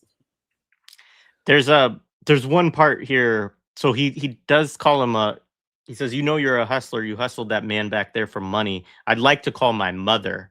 right? Like, and so he's again, this kid's the fucking biggest twerp square, like, and so he does. He's like, okay, call your mom, and he calls his mom, and she's like, give him more time. It's important to me. There's more to life than what you've seen, right? So the mom, this is the first time that he's actually talked to his mom about his dad, and she's like, basically like, you need to give him a chance, kind of thing. And so it is funny because there's a number of times when he like basically wants to rat out Hawk to his mom, and his mom's like, there's some of this stuff is funny because it's like, if you're the mom, some of the things that you're like, honey, or like, like, what are you doing with my kid? That's exactly what I was waiting for. I was waiting for like a complication. She's like, look, I told you I wanted you to ride with the boy and bond with him. But look, I said I did not want the arm wrestling in the diner. Unless you have it like mom is like, like they had to build it up more. Unless she's the opposite, unless she's like, yeah, she's also into that shit. Teach him how to be a man. You know what I'm saying? Did he arm wrestle yet? Like she's just there's so definitely a factor of that. Yeah. She definitely thinks that the grandfather has like effeminized him or something like that. Like this is part of the whole. Which I also will say, I think they play up with the kid a little bit. I think I wonder how he was directed. If they, and I mean this in like cliches around gender. I don't say this as as an actuality. No, we're not agreeing with it. Yeah. Yeah, so that's not necessary to say that. There's a way that they make his performance, what you would say characteristic from these kind of male chauvinist kind of ways, as like effeminate. I think at times to kind of add this idea, and I think this is what this kind of comes through, where like the conservatism comes from, where these kinds of places like suck your manhood out. So what do you got to do? You got to go arm wrestle. You got to get in a rig. Like, I mean, this is where it gets real nasty. It is kind of like male mentality, right? If you're in these kind of high class spaces, you're going to lose your virility. It's the 80s, bro. For some reason, I wrote down here all of the songs in the soundtrack here. I think because maybe Meet Me Halfway starts to play in this section or whatever, which it plays a lot throughout the film.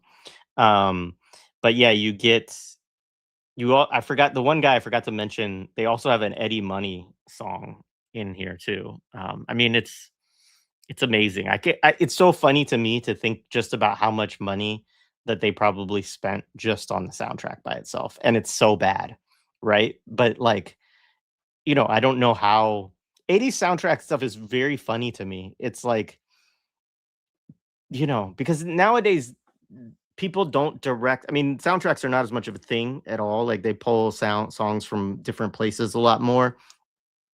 But in the 80s, it's like literally like, hey, we're going to make a movie about arm wrestling, freedom, like family values, like, connecting with your son, meeting people halfway, like write songs about this, and we'll get Giorgio Moroder to produce it.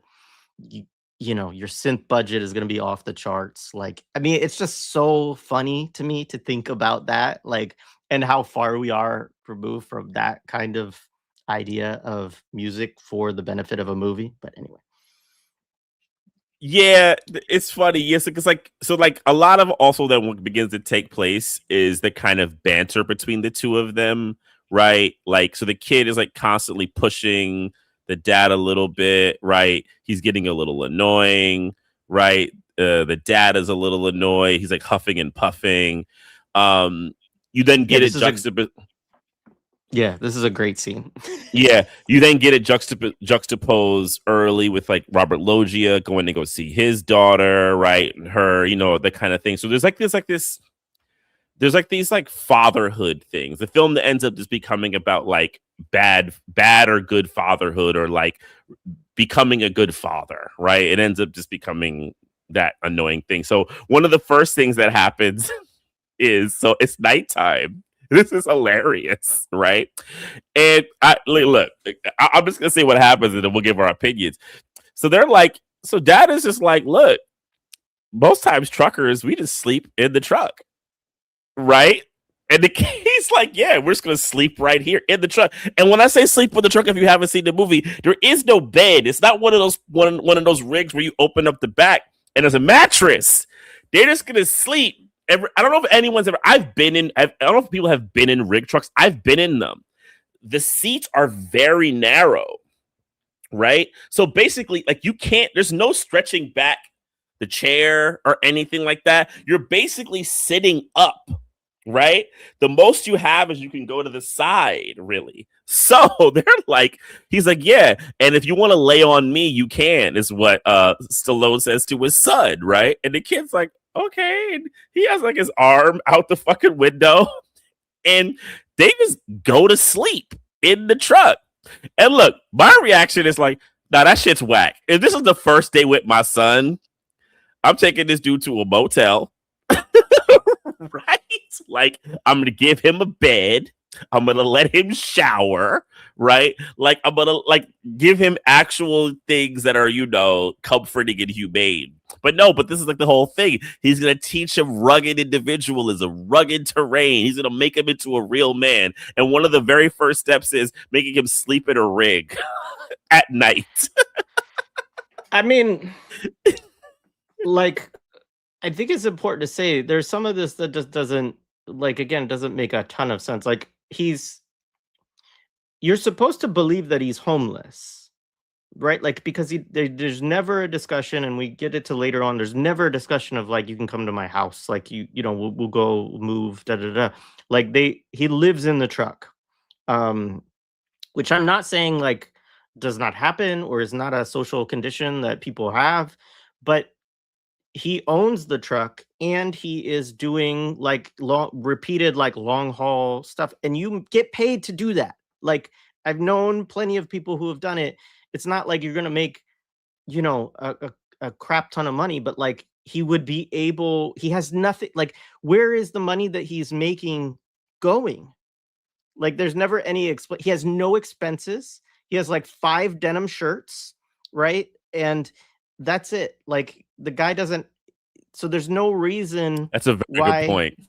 Like, you could argue like he's paying child support or something like that. I don't think so. He's still married, and the mom they're independently like billionaires.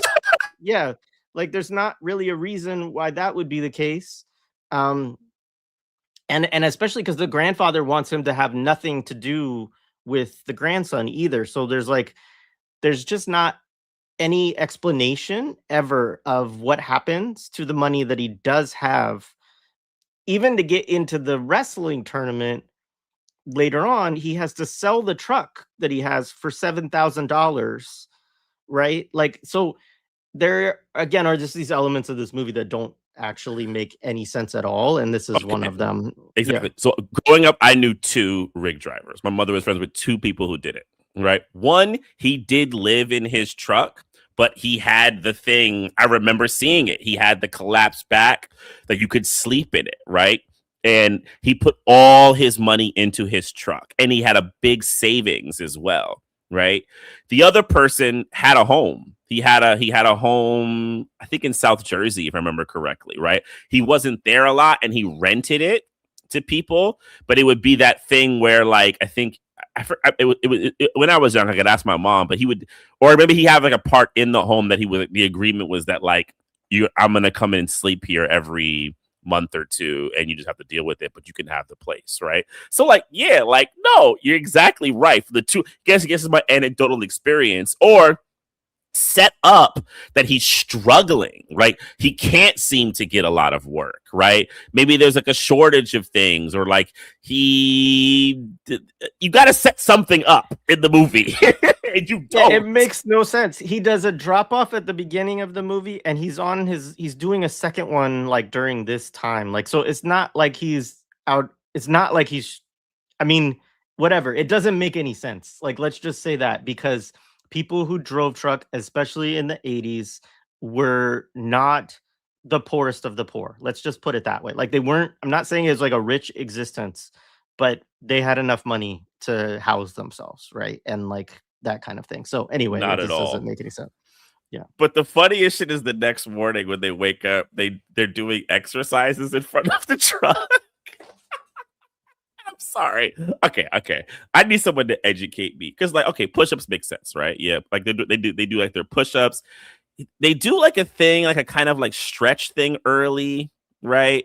I don't quite know what it is, like early in the shots, but then like I guess he's supposed to be doing like a kind of like arm pull on. I guess it's, It's like an inverted, like, I mean, I think it would and do something. there are inverted Yeah. pull-ups, but it's Yeah. typically okay.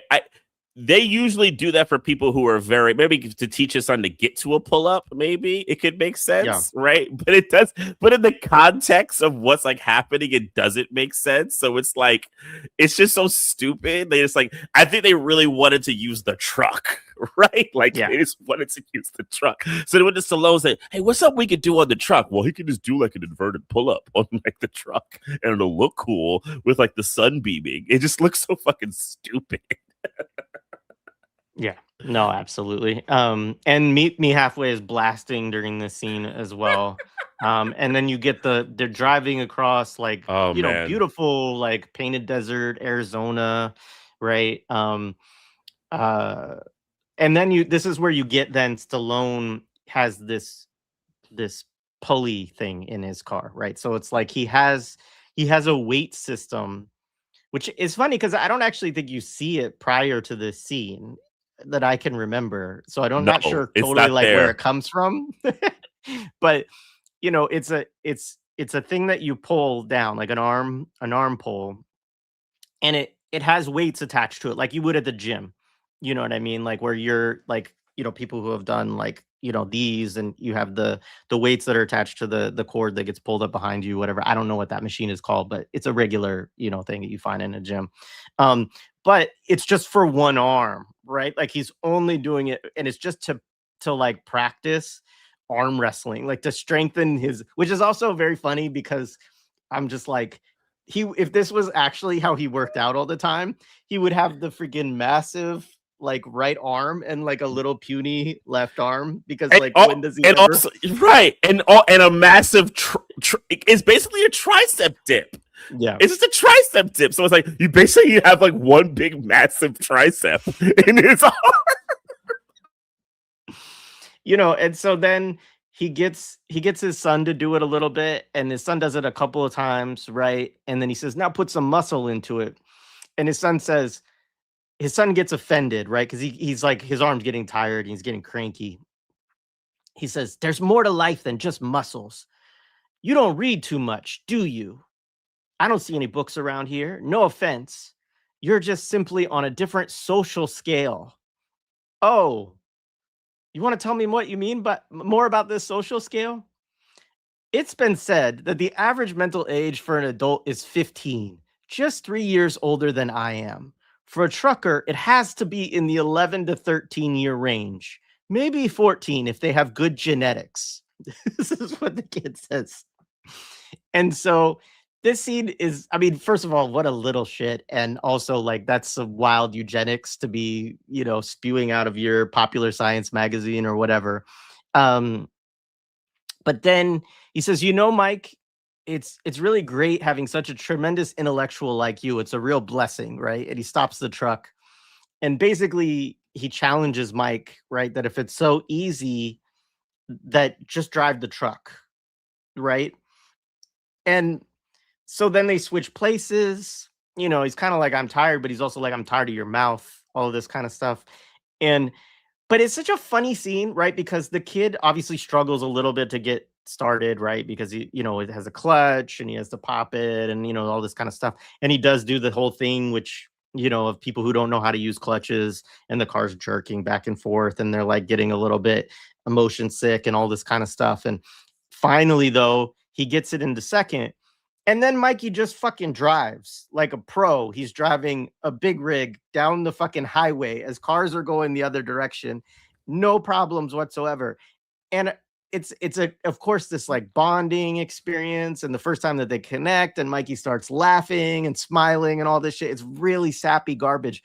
But I'm also like, fucking Lincoln, you just proved the kid's point. Like, now you've got the fucking 12-year-old driving your truck like it's nothing. And like, what have you proved in terms of a lesson to this kid? Like, you've only reinforced his shitty ass, like, eugenicist worldview about truckers being like intellectual 12-year-olds. Great job.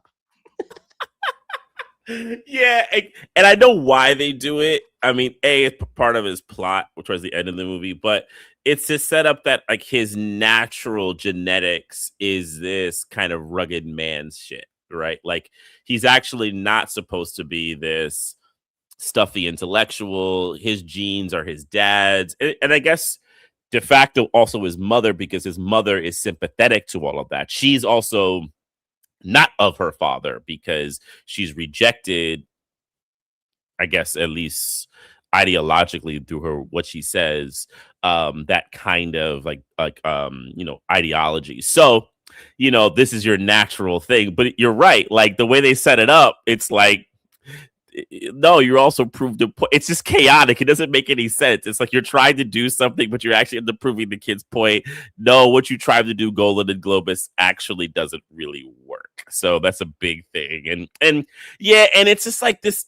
I mean, one thing I want to say, it's like it does remind me, it makes me think of just a lot of like father and son bonding narratives that existed when I was growing up. Right. And how to bond with your son, and I mean, I won't deal with this because I don't have a son, I have a daughter, but there is a particular way that I remember being, or I even see friends of mine who have a certain kind of ideological character, like this kind of like social things with their sons is kind of like how they kind of construct their thinking. Right? Like teaching them to be a human is like these things of teaching them to be a man, how to drive a rig truck, and genes, lineage, legacy, words like that kind of come out. And I'm just watching, I was like, oh yeah, this was like the big shit for my generation, growing up, about like what manhood is and how do you make your legacy. They're of me, they're going to be the better version of me, things like that, particularly when they have sons. And then what's funny, or not as funny, if they have a daughter, they don't think of their daughter as being their legacy, like, or being the version of me. So you get the like really misogynistic gendered shit that goes with that as well. But it's just so interesting how this movie kind of fits into that. Because like from here, I mean, it's like through all the movie, but as you go and you begin to see the son, especially like the next sequence. Is the next sequence the arm wrestling, the kid arm wrestler? Is that next? Let's see. Yes, it is. Yep. Literally the next sequence with the kid arm wrestler is. There's one quick interlude where they show Robert Loggia again saying, "We're gonna have to deal with this in another fashion," right? So you get the like, he's about to go real. Get the goons out, right, to deal with this situation. He goes Sosa, right? He goes Sosa, or he takes out Tony at the Babylon Club, right? Yeah. Wow, just repeating the same stuff, Robert. It's just so bad. Actually, I mean, if this Robert Loggia had been in Scarface, he might have beaten Tony, right? Like that's the. Yeah, I mean, the truth of the matter is, actually, if I do think about it, like that's why they cast him. Honestly, this is totally, they watch Scarface, they're like, let's get Robert Loggia. It's like you said, like other than the accent, it's just exactly the same. It's just like take him straight out. He's dressed the same. He's like surrounded by goons. He has tons of money. Like I said, you're just waiting for Michelle Pfeiffer to just come around the corner. Like that's Oh, Frank Lopez. Oh man. So the next sequence, yeah, they're in a diner, right? Are they eating in this sequence? I can't remember actually now how it kind of starts. I think they're eating again, right? And the kid, and like you could tell they have like like their bond is like kind of growing a little bit after this. So they're about to leave, right? And then like Stallone sees like a bunch of kids right? Yeah, he And eats like a they're big playing. piece of cake, and he says, He's "Yeah, a, driving a truck will give you a big appetite, right?" And this is the first right. time that he eats anything that's like worthy of Stallone, right? It's not a fucking tuna sandwich. He's having a slice Yes. of cake like a real man, right? Like, Eat yeah, that sugar, right? That sugar, you need sugar, right? So he sees these kids and he's like, oh, Stallone is like, you know what? Let's go back. And he sees the kid and he comes to this one kid and he basically says, like, and like his son doesn't know he's gonna do this. He basically challenges that kid to basically arm wrestle his son, right? And it says best 2 out of 3, right? Is like the big thing, one of the big things to be there. And I think was it like 10-1 or something like that? He would like, yeah. He I forgot bets. what the He odds says, are.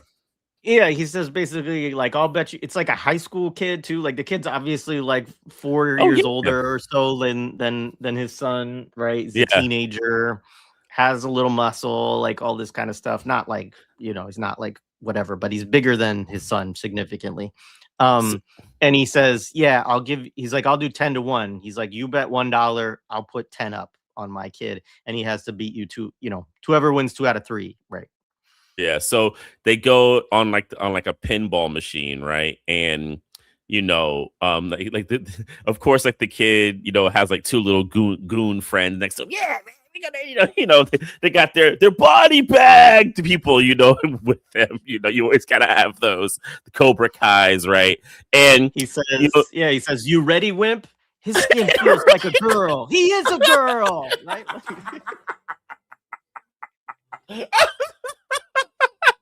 That's just so hilarious. It's so funny, right? So they get into the arm wrestling kid, and like poor kid, he basically is in this thing. Pops throws him right into the meat grinder. He's giving him like motivational language and like teaching him the ropes like on the fly. And then of course the kid loses the first match, right? He loses it pretty easily. And he runs off, right? In very like sad fashion. And Stallone makes sure to tell the kid 2 out of 3. Yeah. And he goes back and he And the gets kid, his son. and he's like crying as he walks away. They're like, oh, look at the baby. And he's like, fake. This is one of the things about the kid is he is a terrible, like his fake cry is so bad. Like he's just like that kind of cry, like, You wanted to embarrass me, right?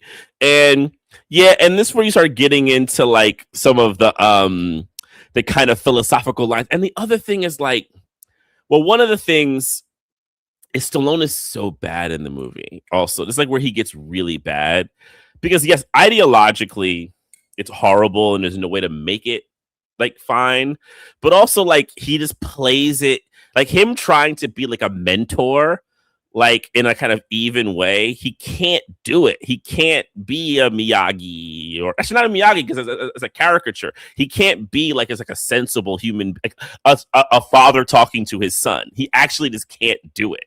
His I wrote acting down is terrible. whole Say this it. whole piece. Mike, he says, he says, all you wanted to do was embarrass me. This is Mike. Well, you did it, okay? Grandfather always said you were a loser. Now you're making me one, and I hate you for it. All right. And and so Stallone, he's like, and you're right, like he's so kind of muted in this scene. Like he's supposed to say something that's like supposed to be very emotional and connecting with his kid. He's like, Mike, I don't care what your grandfather thinks about you, okay? All I care about is you. Now you lost back there because you beat yourself. You let yourself get beat. I know you can do it. You're a special kid. You're my boy. Do you understand? But you're also a spoiled rich brat who's had everything done for him. Now it's time to do it for yourself. You could do it. Because I'm telling you, the world meets nobody halfway. Do you understand that? Do you know what that means? If you want it, Mike, you got to take it. Do you hear me? You got to take it. Go in there and try. I know you can win. But even if you don't, so what? So you lose. As long as you lose like a winner, it doesn't matter. Because you did it with dignity. I'm telling you, if you don't go in there, you're going to be sorry. You're going to regret it for your whole life. You know what I mean? Come on. I know you can do it. Will you do it for me? Y'all, that does not make any sense. I literally, so when I was watching it, I literally said after that, I'm sorry, that actually doesn't make sense. What that sounds like is a father who doesn't know what the fuck to say to his son. So he just keeps waiting for the moment that something will click and he just keeps saying 8,000 things. Like, I've seen it happen. It's like, oh, my kid is mad at me. Let me keep saying something until he feels better, until they feel better. So tears are streaming down Mikey's face, and he nods and he agrees to go in. He's like, come on, let's get him. It's time to go to work, kid. And then he flips Mikey's hat on backwards. Yeah. The shit. So the kid goes back up in there, right? He's ready to rock, right? He gets back in there. And it's so funny. Like, he goes from like super tears, right? To like armed and ready to like go do it. And then yeah, he goes into like the next, and it's funny because like the dad, it's like, okay, in anything, you probably would have needed a scene where he's like, hey, Dad, can you teach me how to arm wrestle? And Dad like takes him through technique things. You gotta put your arm like this, do this, grip this, get your leverage here. You don't get that scene. But naturally, this kid is able to figure out everything, including the regrip. Right? Including the regrip, right? And he's able to knock the kid out in two fucking, in two straight matches after that and beat him 2 out of 3. Right. And like, it's the whole like natural thing, like, or like natural and or part of his genes. Right. Like, and this is the idealism and metaphysics of this kinds of philosophies, right? That like children are this cosmic extension of you. And if you can motivationally tap into their psyche, it'll just like come out. Like, it'll just come out. You actually don't have to actually really teach them anything. It'll just like flow, right? Yeah. It's like so weird. So this is where I wrote down some of the technique stuff I found online. So hand control, like the top roll, like, so that's one of the things, right? This is the whole over the top idea, right? And it basically what it is instead of trying to force an opponent's arm straight down, right? You're attacking their fingers and wrists to gain leverage over them, so that basically they're in a position where like they're only arm wrestling essentially with like their hand and their forearm, and they just can't win because you need your whole, like, it requires your shoulder and like your deltoid, all those muscles. And so that's what, technique wise, that's what the kid is able to just do, just straight like Stallone does. And like you said, there's no scene in which this is taught. I mean, I will say there's also no reason to believe that this other kid knows anything about arm wrestling, right? He's just a random fucking kid in a diner, like, So there is a little bit of like, if people know some technique and have a little bit of strength, like, you can win an arm wrestling match against somebody who doesn't know what to do with it either. So, oh yeah, that's totally believable, right? Like, that would have been the more believable Yeah. thing. Teach him a few things, and you just get a kid who's slightly bigger than him, and to prove to him with technique and skill, you actually could take out someone who is bigger than you, right? It's actually highly possible, right? It's like not to validate this movie, it's like it's like the drunk kickboxer scene, right? Where the guy takes him out, he gets him drunk, and he has him getting in like the bar fight, right? Because he has technique, right? And like these other people, these random people in Thailand don't have technique. So, that's that's where the racism comes in that movie. But but that's the kind of the idea that you could like use, right? But they of course don't do that because but it is really important, I think, for these movies to think about things like genetics, natural ability, legacy, and that legacy is imbued like through a kind of metaphysical passing down of some kind of like soul or spirit or whatever. It's just really hilarious, man. It's so fucking funny, man. The hat turning the hat, Well, that's really what it is. It's the hat turning. So, they've hit the next like qualitative step in the bond. They call mom. They give mom the like, yo, he was like 5'8", 5'9". He's like, no, bigger. Stallone keeps telling him to like big it up. He's like, mom is enjoying everything. And then when Stallone gets on the phone, you get the goons. The goons have now come out to kidnap the kid. You get a kind of a sloppy shot, actually. It's not a really well done shot. Yeah, it's a really like the cinematography of the movie is like really not great. Like, I don't know. I'm about to get technical. Like there's a way they could have done it a little bit better, but we're not going to do that right now. But yeah, like they like get kidnap it, and then Golan-Globus is like, we got to go spend some more money. So they have a big ass car chase with like the rig going down freeways and go into a parking lot. The most hilarious shit though is the kid is obviously not in a seatbelt. He's in that little ass truck. They're driving, and to basically get the kid back, Stallone is gonna basically run the truck with the kid off the road with a big ass rig. I'm like, I'm sorry. The kid probably gonna fly out through the fucking the kid's probably gonna fly out the front windshield, or the car's gonna topple over to the side. You're probably gonna kill your kid. Like, I'm like watching the movie. I'm like, this is just ridiculous.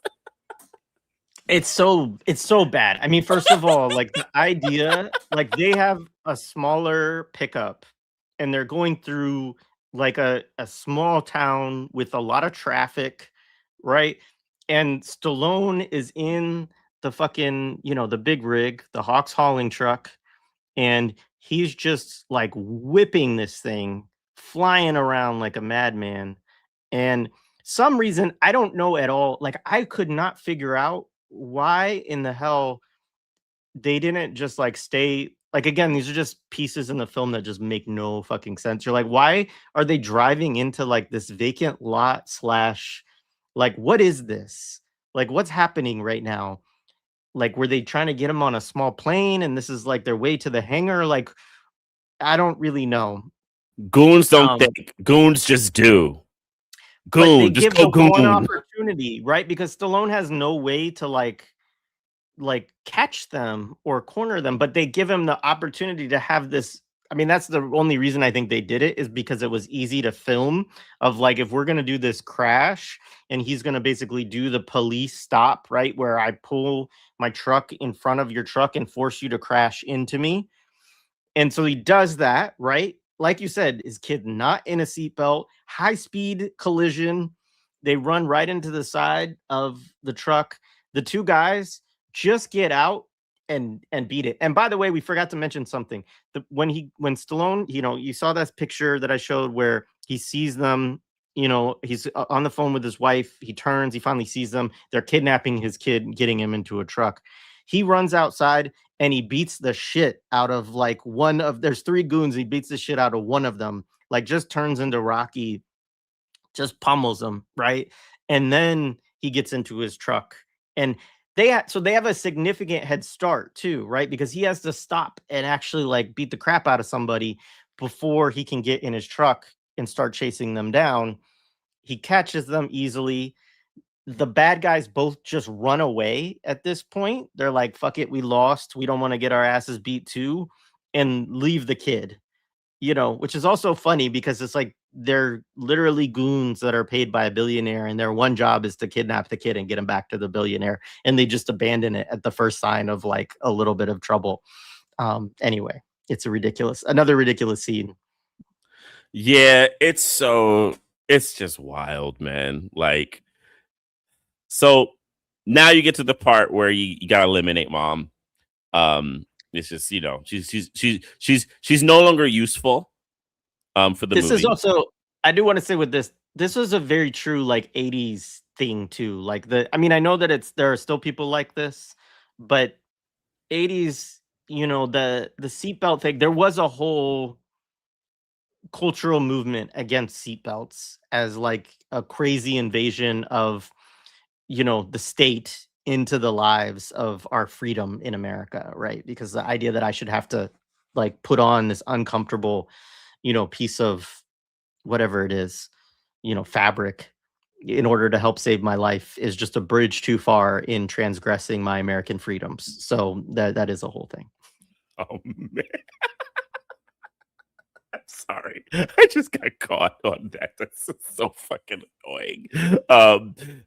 Okay, let me not do that rabbit hole. So so Robert Loggia is pissed. He's like, oh, my goons were unsuccessful. I mean, he is the class. He really is the classic gangster who can't get shit right. It's just like a trope. So they're getting close to get to mom. Like they're in a really good state where they're like nice and bonding father and son, and they get to the hospital. And you kind of get this sense because the mom in the last call says like, whatever happens, make sure y'all stay together on the last call. So they kind of like foreshadow with like, probably not going to see him. So when they get to the hospital, like the kid's like, ready to go, all suited up, and Stallone goes in and, goes to the nurse. She can't say nothing. And then the doctor tells him that mom died in surgery. So then the kid runs out. Dad, and the kid, blames dad. If we didn't have to do this long drive, then I probably would have got a chance to see my mom. And then he like runs into the cab and he leaves him. And, now you have the wedge that's now been, regrown, where it was like, lessening, maybe even about to be like eliminated. It is now like burst wide open. So now you're back to the complication of the movie, so forth and so on. And then it goes to like the funeral, right? Where like, clearly he's not invited.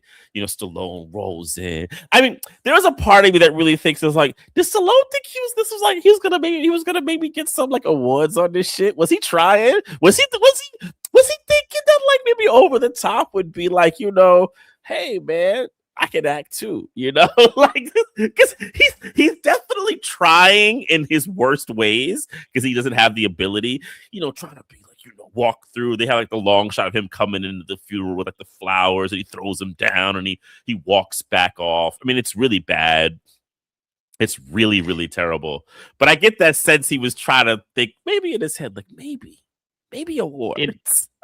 In his mind, I think he always believed that was a possibility, and I think it was unfortunately something that was egged on by Hollywood and the Oscars giving him, because his first, his earliest movies had some award like nomination success, like not winning, but like making him feel like he belongs in those kind of spaces.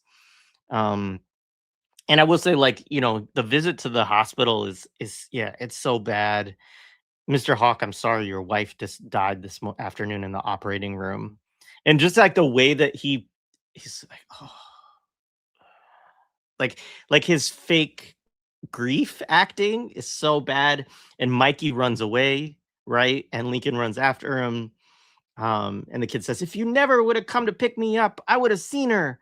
I wouldn't have been riding around in that truck while she was dying. Which is true, by the way. And he's like, nobody knew Mike. Factually. But it's also like not like, yes, they did know. Everybody knew she was dying. Like, what are you talking about? Like, that's the whole reason that you're with him, right? Like, yeah. So they go to the funeral. But also Mikey leaves him at that point.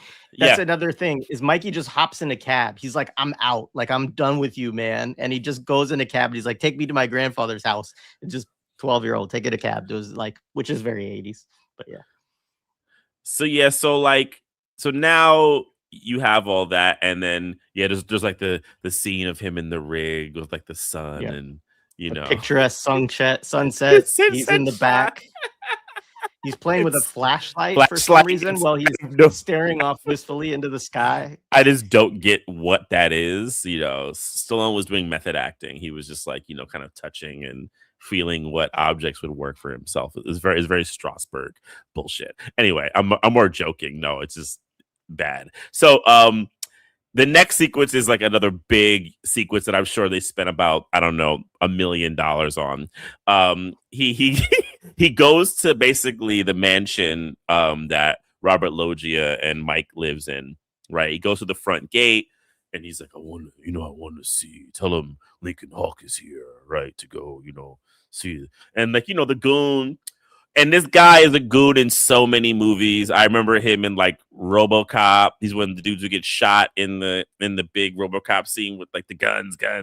Like he's a goon. You see him in all the movies, and you know he gets denied entry, of course. You know, which is expected. So gets back in his rig, and you know he like pulls it back a little bit to get some extra ground, and he basically, not only does he rush through the front gate, he crashes through the fountain that like is like in front of the house, and goes right to the front fucking door. And like, this is what I mean by like the excess, right? Like, you're making a melodrama, right? So you basically say, but I need these big sequences, right? Which is also hilarious because like it's like 40, it's almost an hour into the movie, and we've only had 2 arm wrestling sequences. It's like the other thing about the movie that like kind of like annoyed the shit out of me. I'm like, I thought it was about arm wrestling. No arm wrestling. I'm missing, you know. It's about a parent it's about a father trying to reconnect with his son. So it's a melodrama. You don't give me fucking commercials with Stallone going, oh, with his arm. Just have like, you know, 5 Easy Pieces type looks of shots of wistful Stallone, and then hire Jack Nicholson back in 1970. I don't want to see this shit. So yeah, he crashes right into the front of the house, right? And of course, you know, the kid might not be in the front of the house, you know, none of that shit, but you know, we're just gonna crash in front of the house. And then of course, you know, they have the shot where they're up, you know, on the really high, you know, plane, and Logia and Stallone have their big argument. Logia is doing his best attempt to legitimate this horrible shit, and Stallone is, I don't know what he's doing, actually. I actually don't know what he's doing, like acting wise. Like, there's another part of me that really feels like homie would get up, eat his breakfast or his food, and then just come to set and like memorize his lines. And tell himself, I mean, I got $12 million for this shit. Who gives a fuck? I'm Sylvester Stallone. But I do think that he, like, the action sequences in this film, I feel like probably, you know, the points, because he gets a script credit for this, right? Which he does for a ton of his movies. Almost probably most of his movies, he ends up being like, you know, credited as a screenwriter. And a lot of times it's along with somebody else, of course, which in this case, you know, was what was that guy's name? Sterling Sycophant? Sycophant? Sycophant. I better name for him. When I first heard, I was like, Sycophant, what? Who, yeah, by the way, did a lot of weird movies. I mean, he did win an Academy Award, but he also he also wrote stuff like Shaft in Africa. So like he has like the most bananas kind of like history. And then Dirty Harry as well. Like he's one of the Dirty Harry writers. A couple Dirty Harry movies. Yeah. All that kind, just like kind of all over the place. Which this movie, you know, sort of makes sense.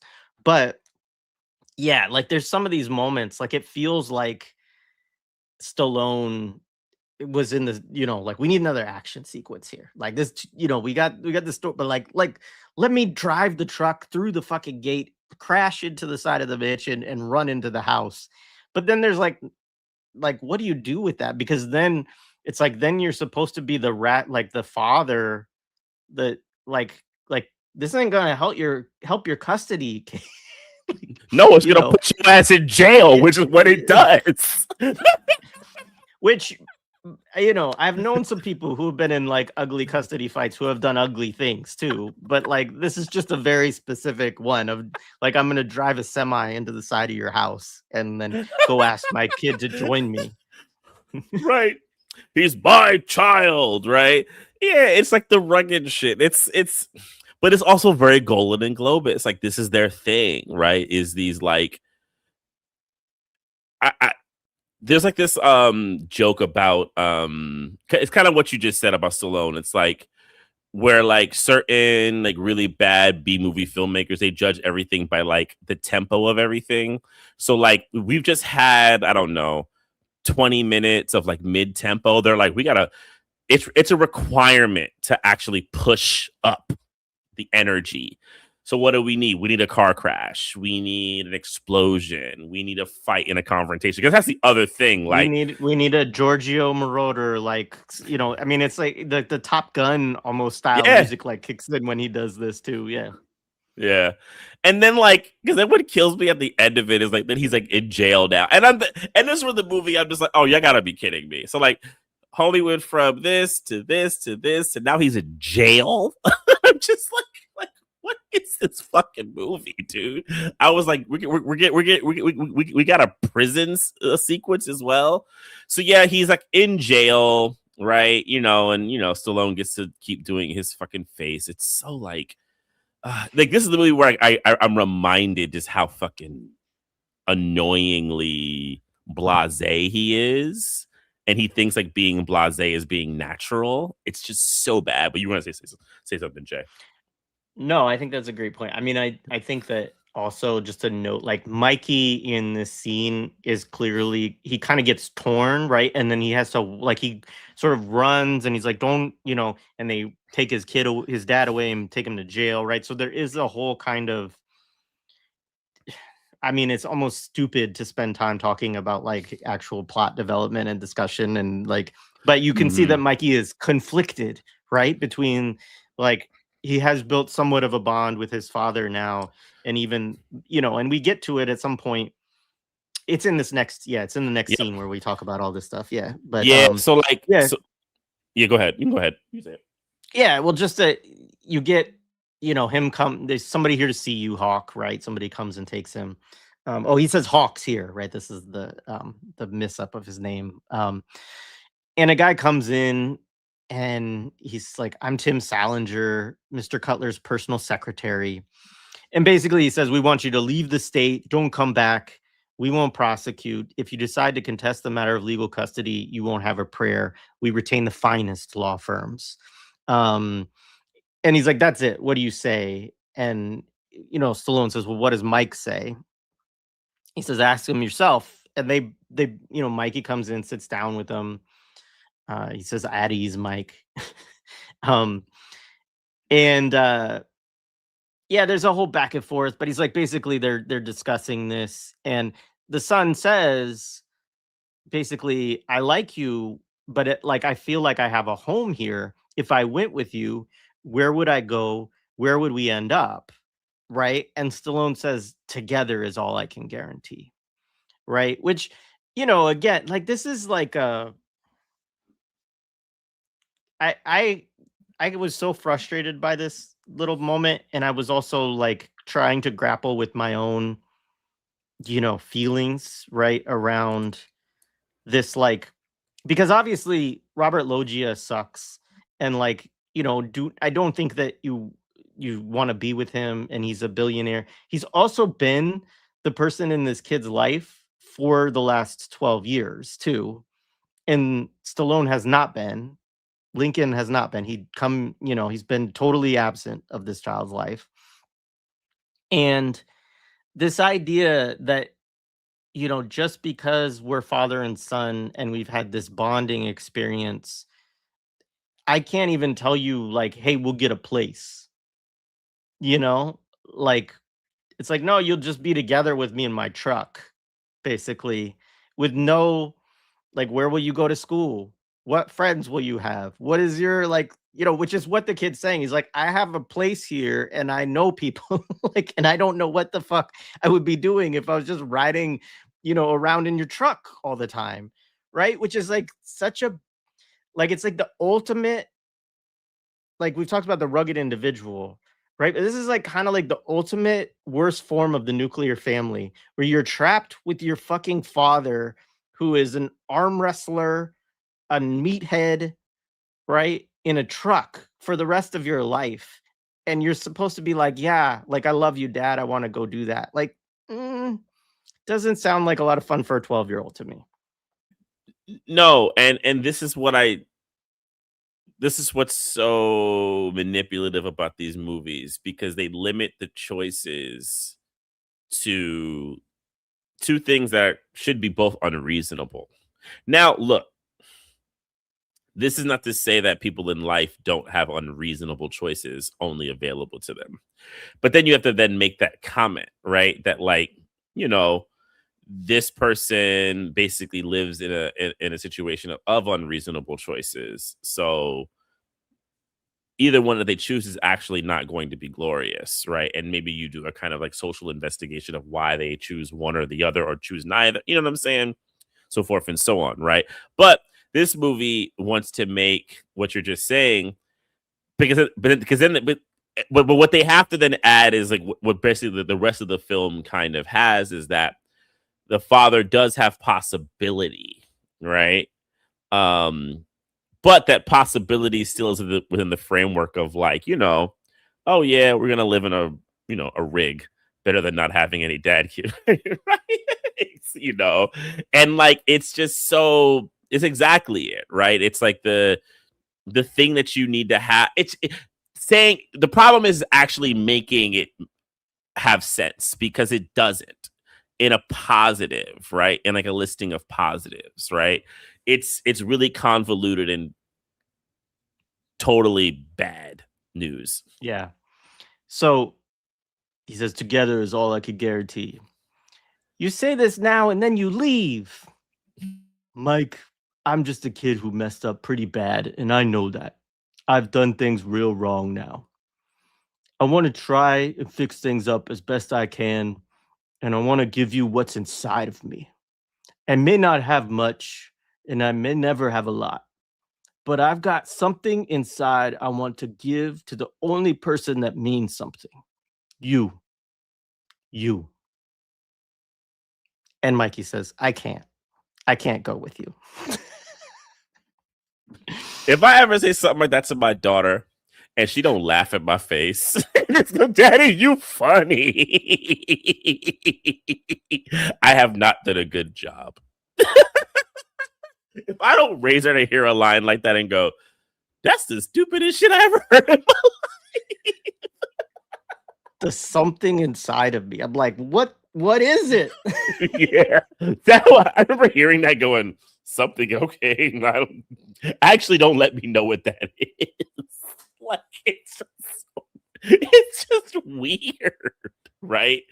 And yeah, I'm glad the kid leaves. But then like what they do immediately is they begin to invoke like the kid looking for the letters, right? So it's like it's the proof has to be that dad has always been trying to kind of like reach out to him, right? So you see him in like the first like cut is like you see him in like the mansion looking for stuff. He's like looking for like notes and letters and things like that. You're gonna say something, Jay? Just a couple things. He does say Mike, I want you to remember something. The world meets nobody halfway. Remember that. You got to do what's best for you. Always do that. I was telling Jay we need t-shirts. The world meets nobody halfway. Do what's best for you. Fuck, that's a great. We should have Imperial 80s t-shirts that say that on the back. That's amazing. Yeah, so then Salinger, the like personal thing says, should I drop the papers?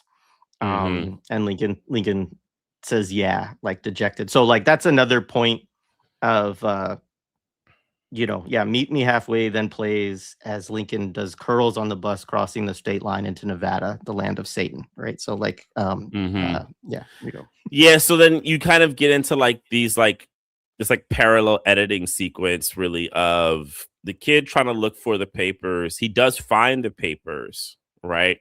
And then we could talk about what he does after that.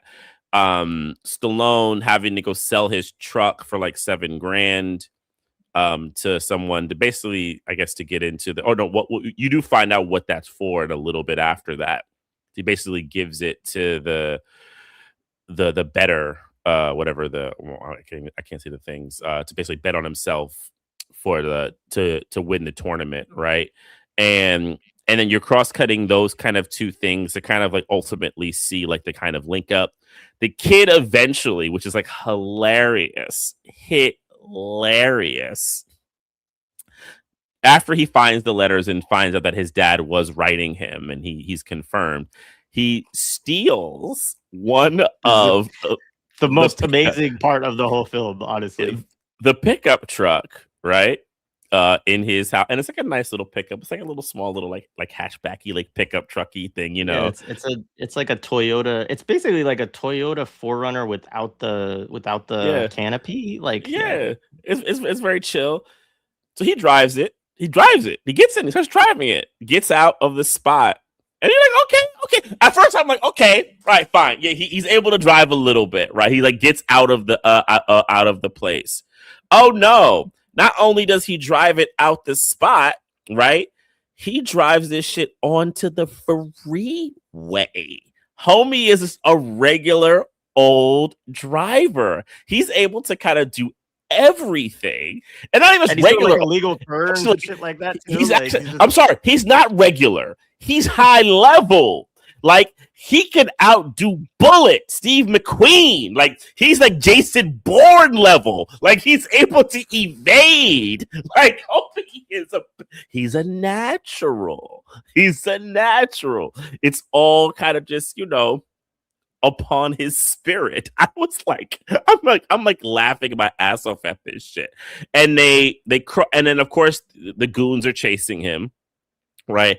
And then they're cross-cutting all of that with, the beginnings of the arm wrestling tournament where Lincoln Hawk gets there. He enters himself into the thing, you begin to see the kind of whole. And the thing about this shit is, so it's like they definitely went for a change because the majority, like I said, the film has a very kind of soft tone. But the end part of the movie is so bright. Right, I was looking at a couple of screenshots a minute ago. They really went for light flashing right into the lens, so you can get these big ass flares, and it's a lot.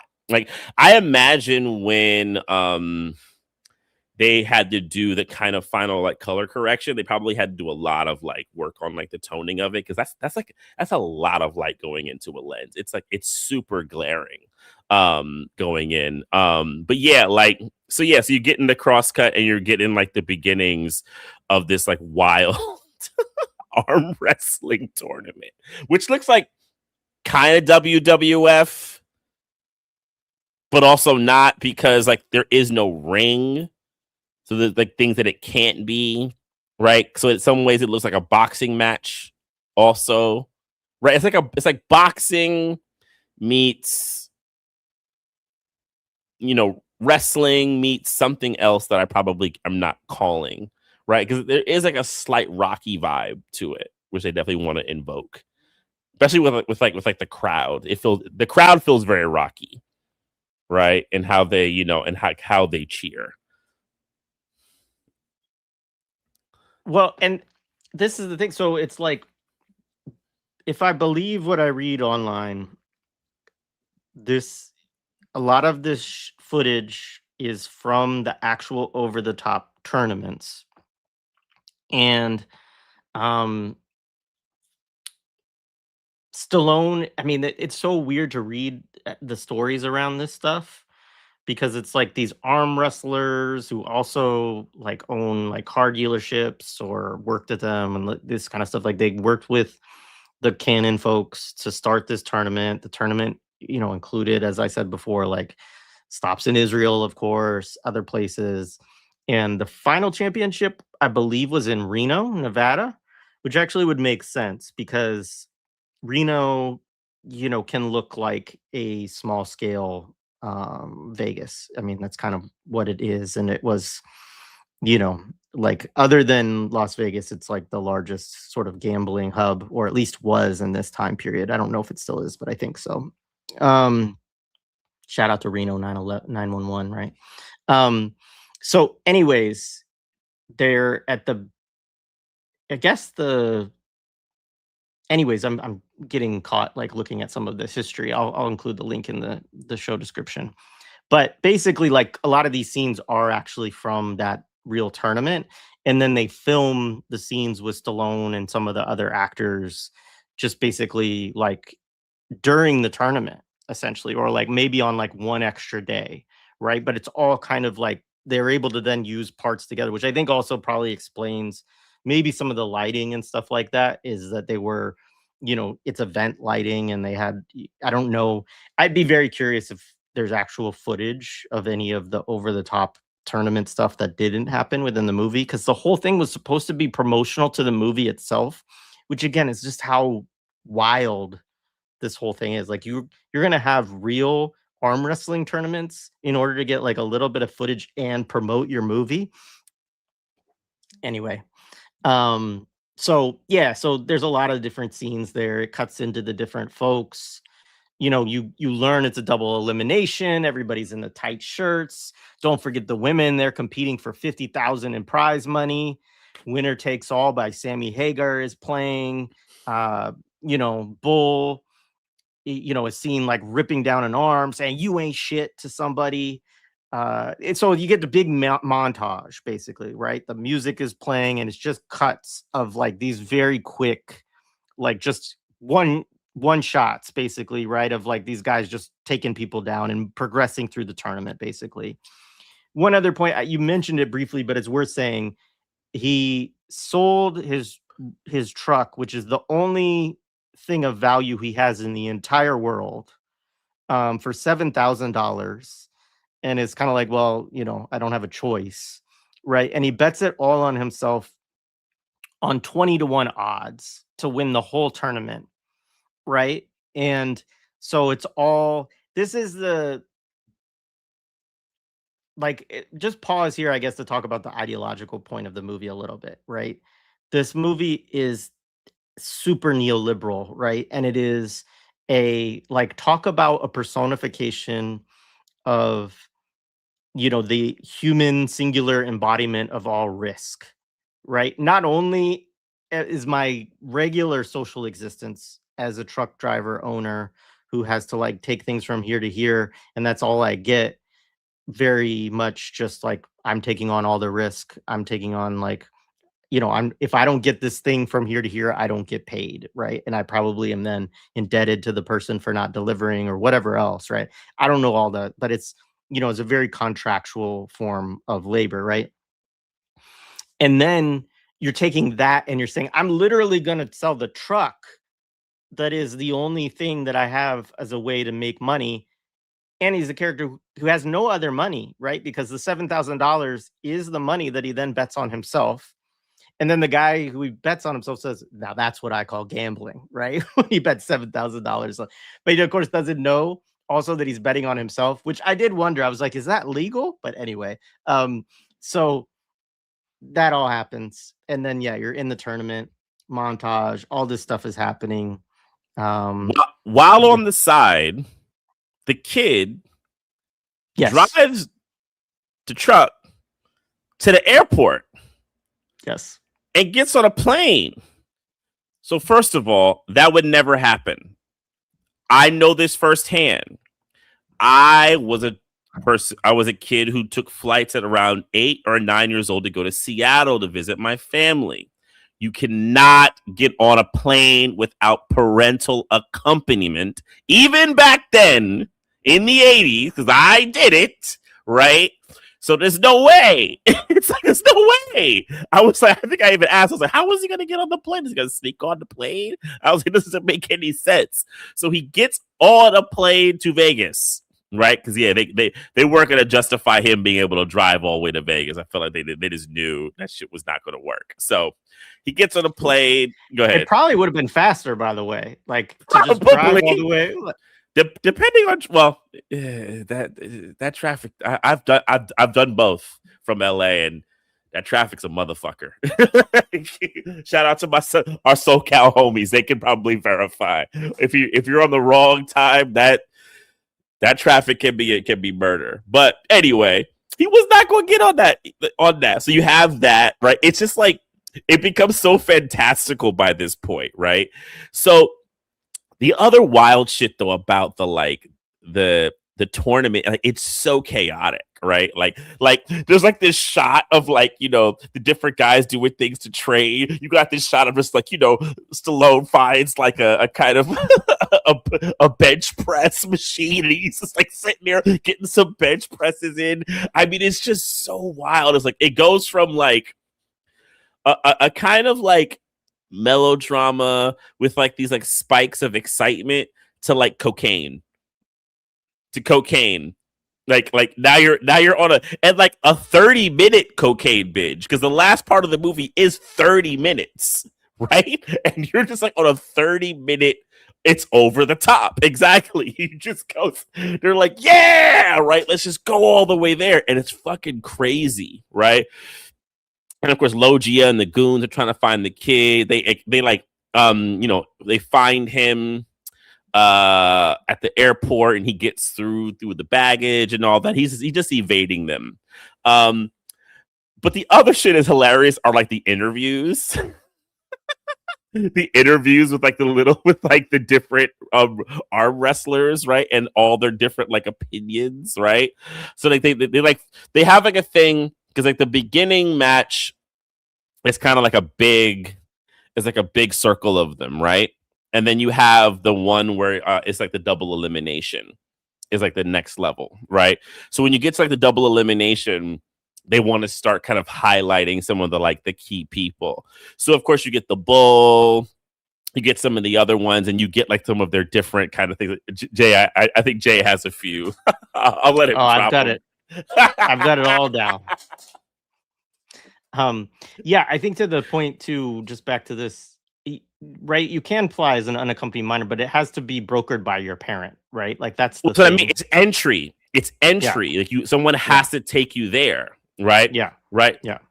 I mean, I know back then, I mean, maybe they've changed it now, but in the 80s, I remember my dad had to take me, and he had to say, you can go and to take me through. And then I would go fly. Right. But you flew by yourself. Totally. 100%. I did it every summer for until I was an adult, really, honestly. Yeah, exactly. Yeah. But the point, you're right, is like somebody would have to be with him in order for him to get on the plane. And also as he gets off, he's like running away from like goons. He hides in the fucking luggage thing. He comes out of the luggage dispenser machine at the end, right? And then just runs off. He pulls up in the Toyota truck, just parks it at the curb, and the guy's like, hey, you can't just leave that there. And he just tosses the key to him. He's like, fine, take it. The whole thing is hilarious. All right. So the 8 finalists. So you get John Grizzly, who's played by Bruce Way, who's a professional arm wrestler, a famous one. He says, when I get to that table, I don't care who they are my mortal enemy. Then you get Mad Dog Madison, who is played by the same actor who played Kurov from Rambo 3's Soviet prison camp in Afghanistan. He says, let's see, I'm not so enthused about people coming up to me and patting me on the back saying you're the best. I don't know people to do that for me. If I win, it's just because I wanted to be the best one time in my life. I'm like, what the fuck? Then you get Henry Bosco. So this is a black man. So he's played by Sam Scarber, who just passed away this year. Rest in peace. He was a professional football player. Played for the CFL, which folks who are old enough will remember the CFL, the Canadian Football League. Rocket Ismail also played for them. And then he did a couple of stints with the Chargers and the Raiders. And it ended, and then he becomes an actor. He's also the black ref in Karate Kid, which we did a couple of weeks ago. Yep. The one black, we spotted the one black person in the Karate Kid, other than the kid who gets beat up. Yeah. So anyways, I mean, he ends up having a very long, bit actor career, basically. He's in like 101, movie, TV show, things on his IMDb entry. But that's who this guy is. And he says, my whole body is an engine. This is a fire plug, and I'm going to light him up. Right. Then you get Carl Adams, who's played by Paul Sullivan, the Canadian champion, 2 years running. Says, I should be able to blow them away real easy. There's a lot more technique involved, and you can't beat experience. Then you get Lincoln Hawk from the Truckers division. Every time he's introduced, they make a point to say he's from the Truckers division. He says, to tell you the truth, the truck is the most important thing for me. It doesn't really matter if I become champion or anything. That's not the most important. I need this truck. But you would and then you become champion finally to get the truck. It doesn't make any sense. Yes, exactly. You're not going to get the fucking truck if you lose. And then finally you get the 5-time arm wrestling world champion Bull Hurley, who is the guy from the diner who he wouldn't fight, earlier on, who keeps calling him yellow and everything. And he says, I drive truck, which this also didn't make sense to me. I'm like, why isn't he from the trucker division too? They don't say that, but whatever. He says, I drive truck, break arms, and arm wrestle. I was like, what? Like who wrote these lines, right? It's what I love to do. It's what I do best. And he has a hat that says Las Vegas jail security officer. And then he says the line, which this is very important. He says, being number one is everything. There is no second place. Second sucks. Which, by the way, they stole that shit for Talladega Nights when they said, if you're not first, you're last. Over the top fans, they were. They were over the top fans, right? So yeah, so you get to like the whole like double elimination part, and like they have to do the very like typical thing where Lincoln in his first match he loses. It's a 2 out of 3. No, not 2 out of 3. You have first 2. If you get pinned twice, you lose. You're out. So his first one, he loses to the dude. I think he's eating a cigar when he's doing it. He's grizzly. He he's eats like a cigar. He's eating a cigar. You see the smoke coming out, right? It's very wrestling. It's very wrestling coded to me, right? It's like and there's like a suggestion that he has like a slight injury, right? When with like his, I guess like maybe around like his bicep or like his joint between his forearm and all that. Is like a slight injury, and he kind of, and he's very down, and it's funny because like they really do it where like everyone is like hyper energied. This is so you can it was hard to get a good shot, but that's like the end of the cigar, and it's lit too, by the way. Like it's a lit cigar Smoke that he's coming out of his mouth, and then he puts it in his mouth, right?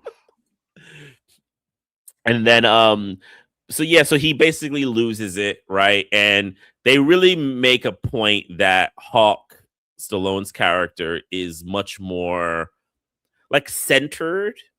He can hit like a rage or like a feral, but he's not this like unfettered energy that everyone else has on some degree, right? Like they're all like different degrees of just like the most insane energy, right? And then they sprinkle the women in there every now and then eventually the women are over, which I found annoying. I was like, come on, man. I want the women championship real quick. You know what I'm saying? Like, I know we kind of get it. You miss it, but I was like, they don't get a center stage. Oh, that sucks. Okay, well, thank you. I appreciate that. All right, whatever. Good. Okay. Yeah. They show like, again, it's like in these montages, and they show like one woman like beating another one, and like, and that's the end of the women's champion. And that's I'm like, damn.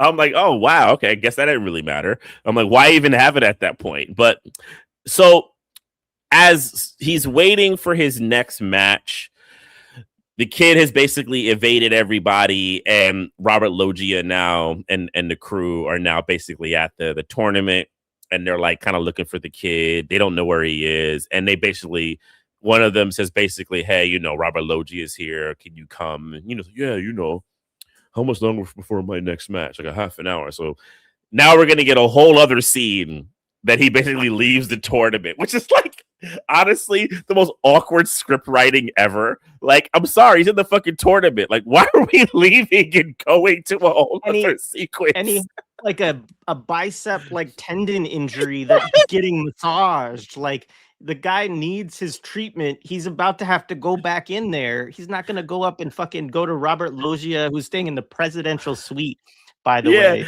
And all he needs is basically a towel around the entire. He just wraps a towel around it while he's not wrestling. And then you have this like kind of like final kind of sequence where like they try to like, they do the very like annoying thing where they want to humanize the villain a little bit. Where like Loggia is like, I've lost my daughter. Mikey is all I have, right? And then they, to me, unsatisfyingly answer like the mystery of why he left, right? Where basically Robert Loggia was meddling too much, and he was being a little bit too, I guess, degrading to Lincoln. So then Lincoln had to leave. But then my thought is that why did the wife leave with him? I mean, It's a very right. Like there's a whole. It's very unsatisfying, right? Because like you're left to believe that like maybe the wife doesn't lead because she wants the fucking money of her father so bad that she's not willing to give up her like wealthy existence, even though she knows that Stallone's character is this like morally. None of it makes any sense. Yeah, none of it makes sense. And again, they stay married, right? So it's like they're apart for 12 years or 10 years, but they're also still married and they're still writing each other like hundreds of love letters all along. And it also doesn't make sense why she never gives the letters that the son sends to the kid, because also like yeah, they're sort of stashed in the grandfather's house, but they're in a purse too, which like partly to me like made me think like the mom actually didn't share that information with him either. It yeah, there's so much chaos to it and never any attempt to like explain it. so yeah, so like he tells him you're a loser, and there's like the final thing. He offers him basically a truck, and there's like a really nice rig down there. And was it 50 grand? Did he offer him or something? It might have been more. He offers him like basically a lot of money and a rig if he just $500,000. It is half a He million. offers him half a million and a beautiful new truck. So like Yeah, Lincoln would be set. Like right. 500,000 in the 80s with your truck and you got your business going. He has it like personally branded, although it's branded with, interestingly, it's Cutler Trucking or something like that. So it's like a new truck, but does he work for the evil grandfather? That's Of not clear. course, because capitalists. Yeah, They don't just exactly. give He's him like, I money gotta for make free, some bro. fucking money off of this. Like, this is my investment. I'm paying I 500,000 mean, to you you don't to really use own a the truck. truck. You're gonna pay that money back. We're gonna It's called deduct it from leaf. your yeah. Bruh. So, of course he denies it, right? He's like, I'm not going to do it. And then, the goon is in front. Mr. Cutler's talking to you. And, Stallone got a Stallone. So he basically busts his ass through the, with, fucked up arm and all, no effect. Busts his ass through the doors and is able to break out and get back down to the match, right? Where you get right back to it. Another like Rambo / Rocky scene. Really Rambo more in that scene. Yeah. And but then you cut right to it, and then you get the what's his name? Mad Dog. What was the guy's name? The guy. So at this point he's doing Grizzly. And I Grizzly. have a picture. I have this picture. Yes, because we actually that's what Grizzly does. I have two of them. Because it's just amazing. Oh Amazing. man. So first of all, so like this is him. So he's drinking a can of Valvoline. Valvoline. After he makes some comment, I have it in a second. I'll pull it up. But then this shot in particular is my favorite because look at the ref too, like watching him guzzle the freaking Valvoline and Stallone just like staring on, like perfect. Chef's That kiss. shit is like, hilarious. This is 80s like Golan-Globus brilliance right here. Like they're this like, is yo. Yeah, I mean, it reminds me so much of like all those movies like Last Dragon when Eddie Arcadian like hires all the goons and shit, like eating stuff, these like really like it's or even like Bloodsport, like how race. I mean, it's Bloodsport goes to like high racist levels. But you get that, like, all the weird things that like the goons do. They have these like weird. It's video game shit, right?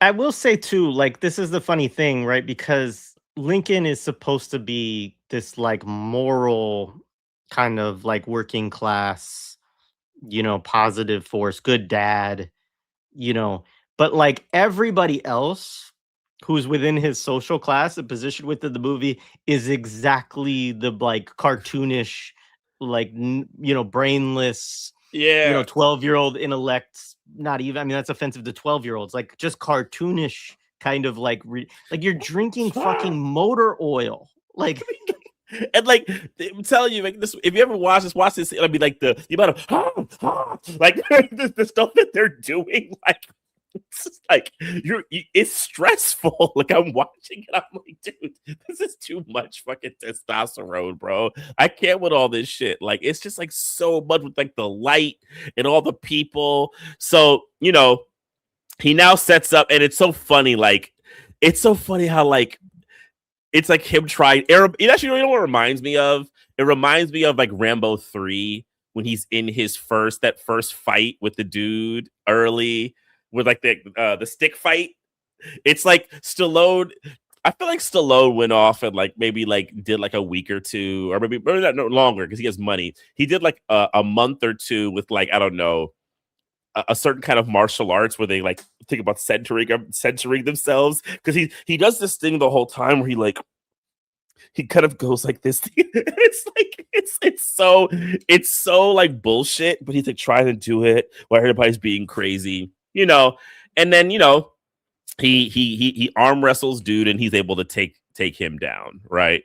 And they're in the 8 now, right? Because they're in this kind of 8 configuration. So the people who do 2, and they're trying to basically like lead it all the way up to basically getting to like the final grouping. Because I think after that, is it after this one that he wrestles the brother, the black man? So the next one is Mad Dog versus Hawk. Hawk, right? Hawk beats him.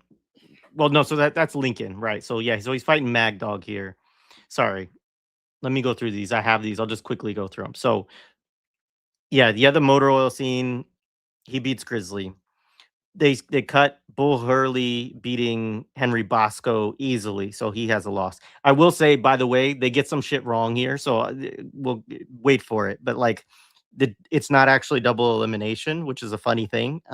But anyways, Henry Bosco, who's the black man, he gets his first loss. Carl Adams, he's the Canadian guy. He goes on to the finals, right? So you get these kind of people moving into the next round, and they call it the finals too, but it's not actually. Like, it was confusing. I was like, "What is the finals?" I was like, "What? Huh?" Yeah. Then you get Mad Dog versus Hawk, and Hawk beats him easily, right? So that's just a quick one.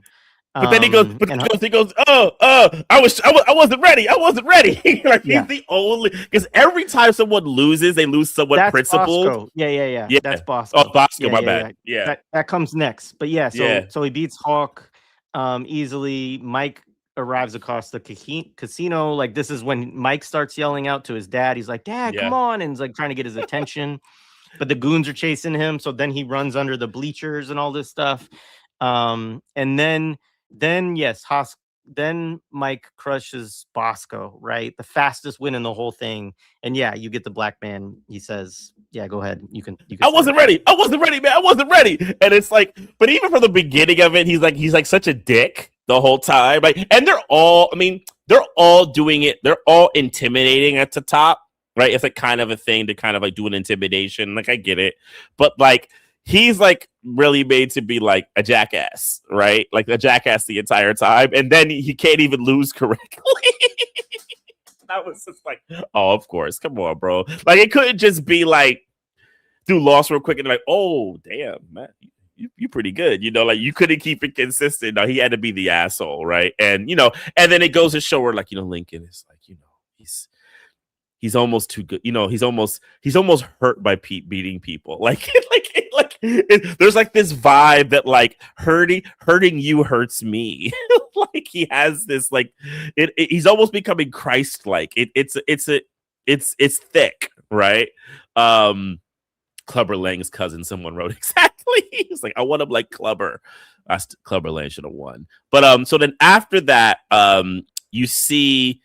So you basically know that Bill Hurley and Lincoln are gonna fight. So Lincoln's like in like under the bleachers, right? And of course the kid finds him, right? And Lincoln is not feeling very confident. His arm is not the best. All right, and the kid, kind of comes in, and it basically kind of like recircles. You have the lines, Jay.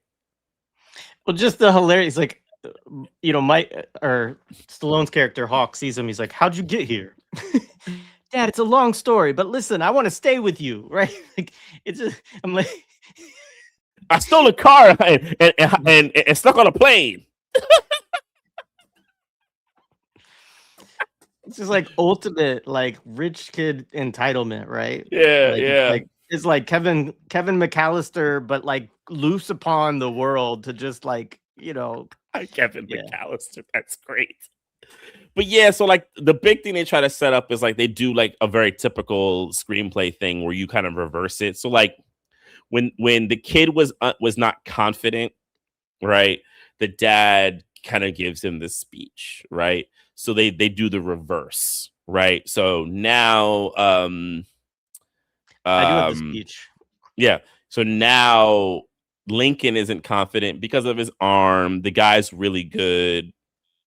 He's big, so forth and so on. He doesn't have the confidence. So the kid gives the speech that Jay is about to kind of give us right now. Are you saying you're gonna lose? I might. I don't believe this. All that talk about never giving up was all lies. You never believed in yourself. Nobody meets anybody halfway. If you want it, you gotta take it. Now's your chance, Dad. It doesn't matter if you win or lose, Dad. I don't care about that. The bad sobbing comes here. All I care about is being with you, Dad. I love you. I love you too, Mike. I'll try, okay? He's a big guy. So are you. The final match. Then you get the announcer like, should we say it's David versus Goliath, right? So you get this like, set up and yeah, Bull Hurley comes in. I think I have a picture of do I? Maybe find I had that earlier. I'll pull it back up. The one with his eyes popping way out.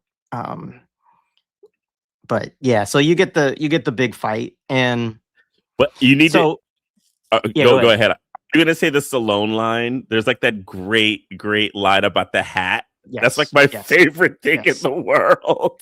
Yeah. So you get the lines from both of them. So Hurley says he doesn't even belong on my wrestling table. This is my area. That's my area. That's my game. He's got no shitting business there. He keeps saying shitting a lot too, like as a in a way that I'm not used to people saying. And then, the announcer says Lincoln Hawk is giving away about 100 pounds to Bull Hurley. And then they go to Hawk. And all of these scenes, like somebody mentioned that it's kind of like Punch Out. It is very funny. Like they're like supposed to be like athlete interviews, like you're watching this on like ESPN, right? Or something like that, which is funny about the way the whole thing's produced too. Because like the last 30 minutes could just be like a tournament show with like the little additional acting of the little stuff with the kid and the grandfather. But so Hawk says, what I do is I try to take my hat and turn it around. It's like a switch that goes on. And when the switch goes on, I feel like another person. I don't know. I feel like a truck, like a machine. And then yeah, Hurley says I own you. You've been ducking me for years. Calls him chicken shit, all this other stuff. And the kid is now like, Dad, don't let him psych you out, Dad. All this stuff. I'm going to give you a world of hurt, little man. All that kind of stuff. And then again, another shot to the cameras from Hurley says, and all I want to do is hurt him, cripple him, get him off the table so he never dares to try to compete against me again, to the cameras. One thing too, this is a stupid comment to even spend any time on, but the arm wrestler said the one thing that was really fake about the movie was the table in the last scene, that nobody would ever wrestle on a clear plexiglass table, basically. That everything else is fine, but that is a violation of arm wrestling culture. Yeah. So it's funny, like the final, like kind of like thing is like it's like it's amazing to watch a movie try to make the final kind of like showdown an arm wrestling match. Like it's because like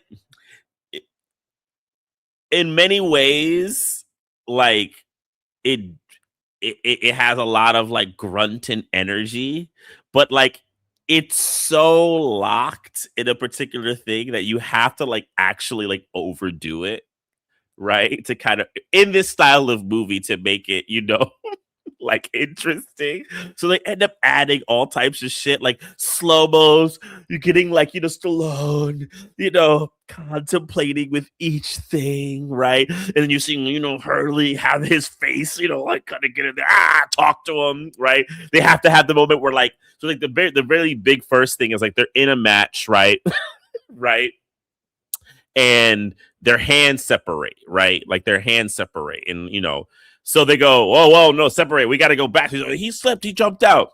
Well, now we got to strap the hands. Oh, right. So they get, a big leather glove thing. They kind of strap their hands together.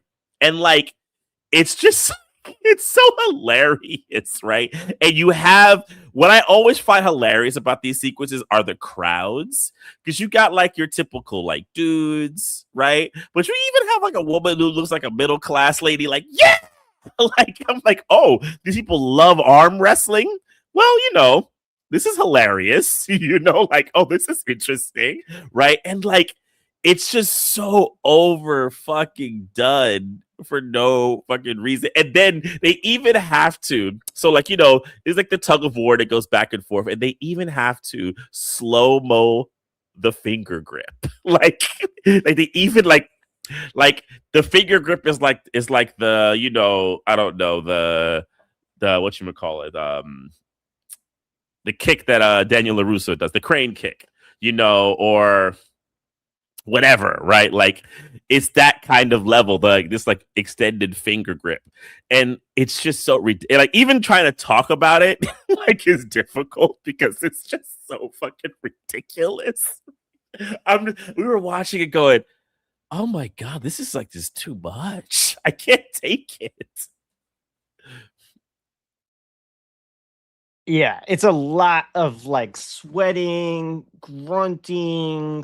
There's blood because also after they like it actually does seem like Stallone kind of pulls his arm away, which is a foul, but I think they called a foul on Hurley, which is a little weird because then Hurley gets a second foul because he punches Stallone in the nose, right? So now his nose is bleeding, which again, very Cobra Kai, as people have said also in the chat about like both the kids earlier on.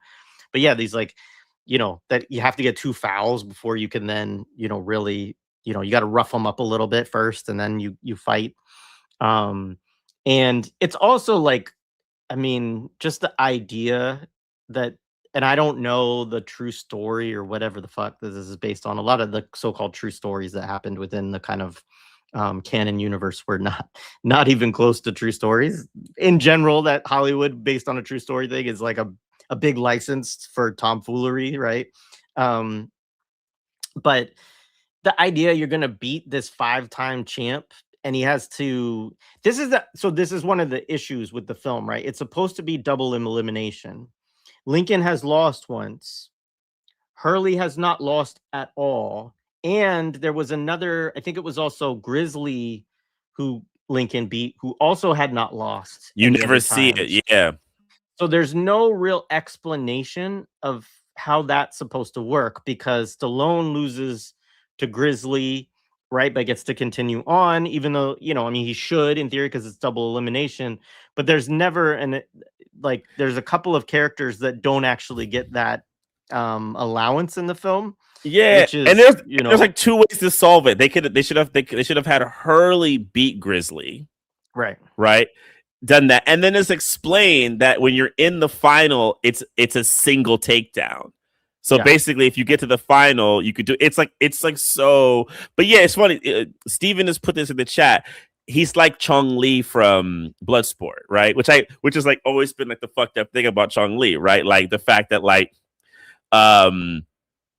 what's his name? Frank Dukes in Van Damme's character, he's the ethical fighter, right? Because Chung Li, by that point, I don't even what they said. Like Chung Li basically has never been defeated. Like he like runs it, Chung Li, right? And like, but like he's always fucking up people doing unprincipled shit, right?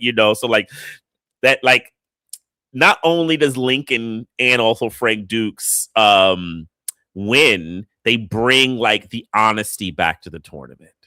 Right, the actual good. I mean, it's much worse in Bloodsport than in this one, but like they bring the kind of integrity back to it. So like, not only are they like the greatest, they're like the greatest men, right? And the great man will win this thing. It's fucking ridiculous. This is his face.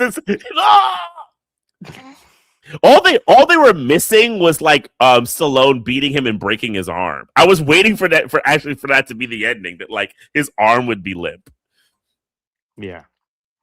Anyway, let's see, what else do I have for notes on this? Well, there's the end. I don't know if you are there yet. No, I mean like there's the whole I'm not gonna get into all of that. There's so he wins, right? Robert Longyear looks like he wants to cry now. The kid is lifted up with his hat on backwards. Mikey holds the trophy. The whole crowd's going ape shit. That's also the funniest thing to me too. It's like, this is like literally like the NBA. It's like the Knicks winning the NBA championship after 50 years. Like people are just losing their minds at the end of a fucking arm wrestling tournament. Mikey gets to hold the trophy. I said that already. You get Robert Zander, the lead singer from Cheap Trick, singing "'Cause in this country our hearts are open, we are free to try again." And then the ending. Why don't we start our own trucking company? The kid says, call it Sun and Hawk, right? And says, how do you think Hawk and Sun sounds? Hey, I think that might work. And they drive away in the brand new truck. Beautiful, top of the line, Optimus Prime looking truck if he was, orange instead of blue, red, white, and blue. But anyway. But it's that typical thing where, like, I mean, you even see it with how they handle Daniel LaRusso in like the later Cobra Kai stuff. Like the idea that a good principled person will eventually make like financial success. That if you're like good and principled and you can tap into your special talent, kind of everything else falls into place. Right. And that's like the lesson that he gives his son, right? That like, be good and principled, stay connected to your family, learn rugged individualism, and then things will just come back to you, and you can drive off into the sunset, and everything is fine. But your mom has to die in that scenario, though. Mom has to actually be deceased in this scenario, which she doesn't. But right. Just like, there's no reason why she had to actually die, except for script purposes of making it more slender. The only way that his father could come back into his life, possibly, right, is his mother fucking dead dies. Mom. Yeah. I mean, like, so, like you said, I think that comment you made earlier about fucked up choices, right, and the way that Hollywood gives you fucked up options, right, allows them to kind of grease the skids for really reactionary ideology, right? Because we all know, at least here, about the bourgeois concept of the family, being based in capitalism, and also its own kind of like neoliberal logic of the family unit becomes the social safety net, so that that state doesn't have to provide anything, that there's no kind of social wage, there's nothing that society needs to provide to care for people, right? And in this version, you either can have Hawk and his kid in an 18-wheeler, cruising down the street for the rest of their lives, with the son not going to school at all, right? And just living in a truck with his dad. Or it's you got to be with the billionaire, which most people would be like, well, fuck it, man, I'm gonna be with the billionaire. Like that sounds better. Um, but of course you Jay make Z brunch, right? yeah, but of course you make him, just like so repugnant or whatever, right? And I mean, obviously billionaires are, but like this notion that's like the kind of only options is like having to live with fucking Elon Musk as your grandfather, or you got to live with your dad in the truck, and that's it. Um, the other thing too, like about Lincoln, right, is just that again, we've talked about this, but just he's so like he's kind, he cares about his son, right? So you get that. He's not abusive towards him or anything like that. But he has literally nothing to provide other than teaching him how to be a man, right? And other than teach and the version of manhood is all this like this take on all the risk. Nobody meets you halfway, right? Don't take any handouts, right? And you bet on yourself in to the extent of literally everything you in the world, you bet on 20 to 1 odds of yourself to fucking arm wrestle for your child and a truck and some money. Um, it's just it's wild, Yeah, I don't know. and There's I more, mean, the but yeah. kind, yeah, like as a maybe a button or a thing to add, like one of the things that like I think people need to kind of begin doing when we're thinking about like the kind of like breakdown of like narrative and ideology of American stories is the US has to limit options in order to it's like naturally in order for you to at the very least accept the project that is here, right? Like sometimes when I've had conversations with people who I won't say they're anti-capitalist, but they recognize that capitalism and the social relations that exist within capitalism are at least problematic, at worst destructive, where they don't get on a kind of maybe pro-socialist, even an anti-imperialist kind of like lens is because there's a normative character to kind of a shitty existence that they think is baked into being human.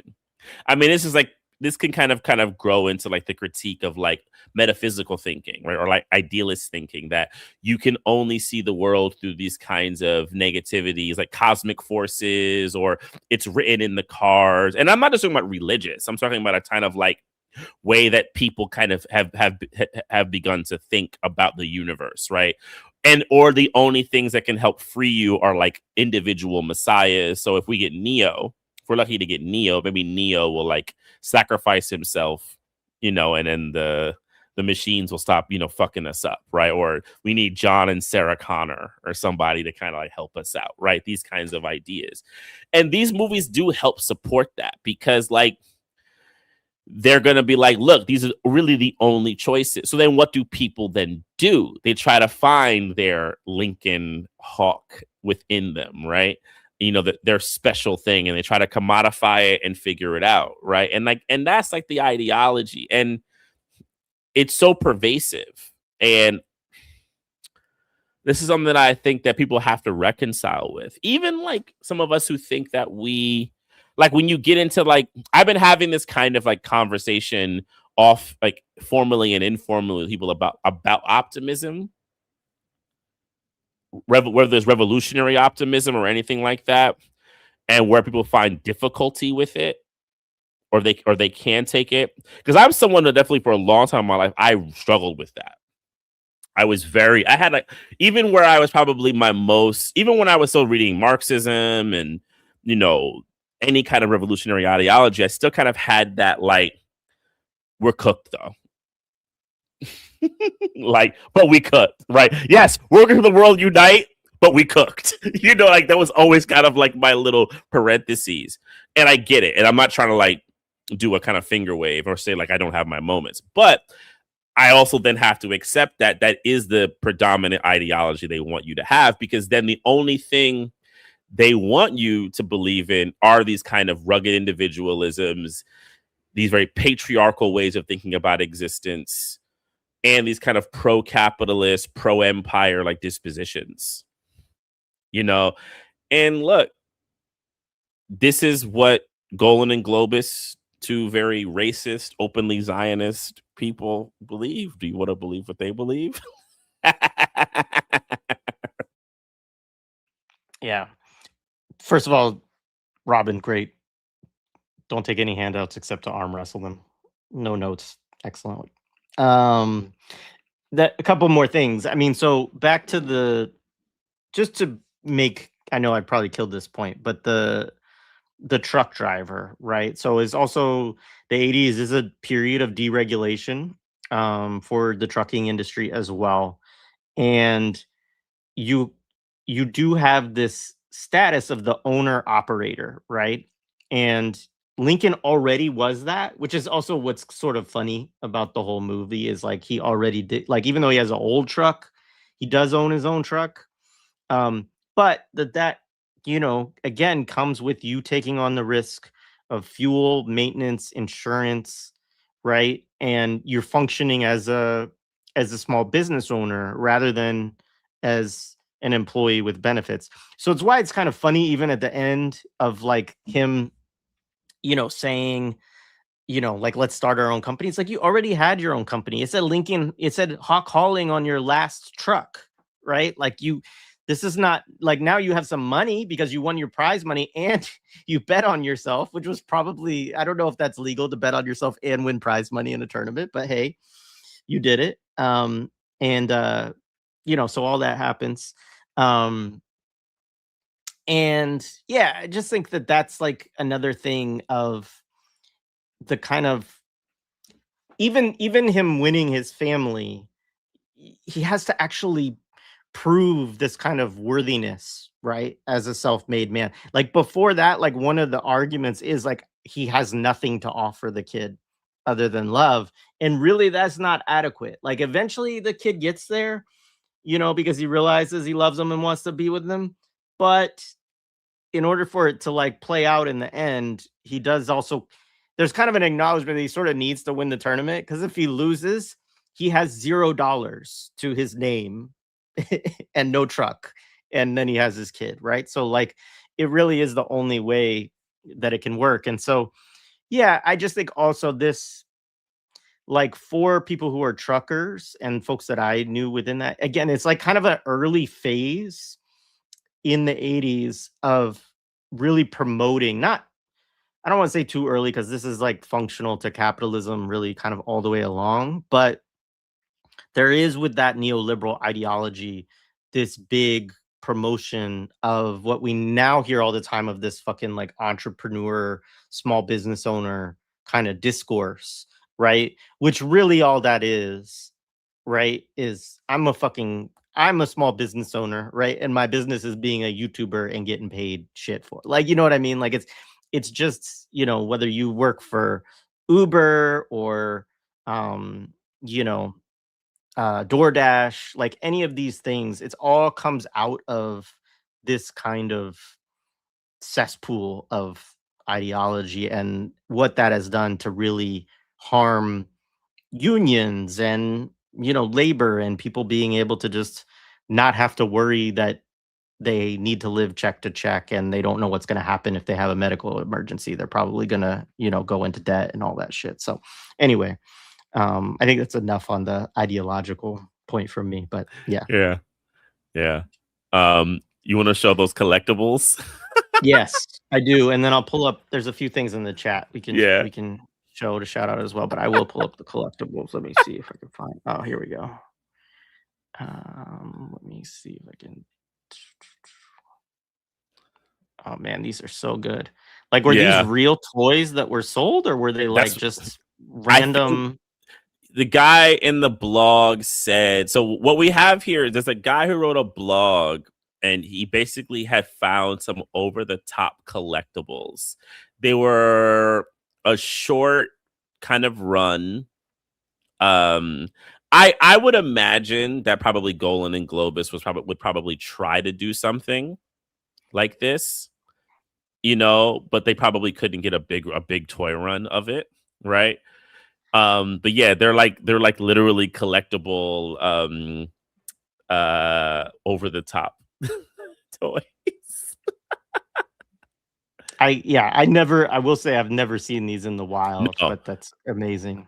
But you can find, I mean, like, it's not out of the ordinary that you've never, those things don't get made. They probably made like a run of like 1,000 of them or something like that. It's incredible. Hilarious. It's incredible. I mean, they were probably prepared. Like, you know, if we can Yeah. if this blows up big, we're gonna have a TV series, we'll have a cartoon, we'll have all these toys. Well, I mean, look, they thought, wow, someone looked like repainted WWF toys. And it probably was a lot of that. They probably did like looked at the stuff, maybe repurposed stuff. Or I'd be actually interested to talk to people who know about the history of like toy making, about how that stuff worked. Actually, I should be very, very, very, very, very interested to find out some information on that. But they're hilarious, dude. They're so hilarious. Yeah. Oh man. People don't arm wrestle like they should. That's what's wrong with society. I agree. We need to bring it back. I agree. That kid was the drug dealer on Different Strokes. Oh wow! I kind of remember that episode, but yeah, I don't. Oh, the which kid? Not the lead kid. That Mikey. Oh wow! Saying, yeah, I remember that episode. I forgot about it. I'm gonna have to find if that's true. That's amazing. If that's true, that's a beautiful fact. His name is David Mendenhall. I know he was the voice for one of the Transformers in the Transformers. He was in 223 episodes of General Hospital. Yeah, he was Daniel Witwicky. Yep. In Transformers. Yep. Wow. Now I'm like looking through. He was also a couple episodes of G.I. Joe. Punky Brewster. He was on 13 episodes of Punky Brewster. Yeah, he's on Different Strokes. He played a character named Sydney. Sydney on Different Strokes. That's funny. Yep. He was in one episode. That's funny. The Reporter, it's called. All right. Someday I'm going to have to watch that episode to see the drug dealing scenes of Sydney. All right. Cinematic music during arm wrestling sounds like a humorous train wreck. Yeah, my dad, he's just like, this is so fucking ridiculous. Like, we got to watch it. I'm trying to think if I saw any arm wrestling at the time outside of this movie. I definitely did. Not like, I don't know if I saw, well, it probably was on like ESPN or something like that. I mean, they did have it. I did do some research on, like, it was, and it was a little bit big, and this movie also helped to some degree, even though it wasn't a big hit and it lost money.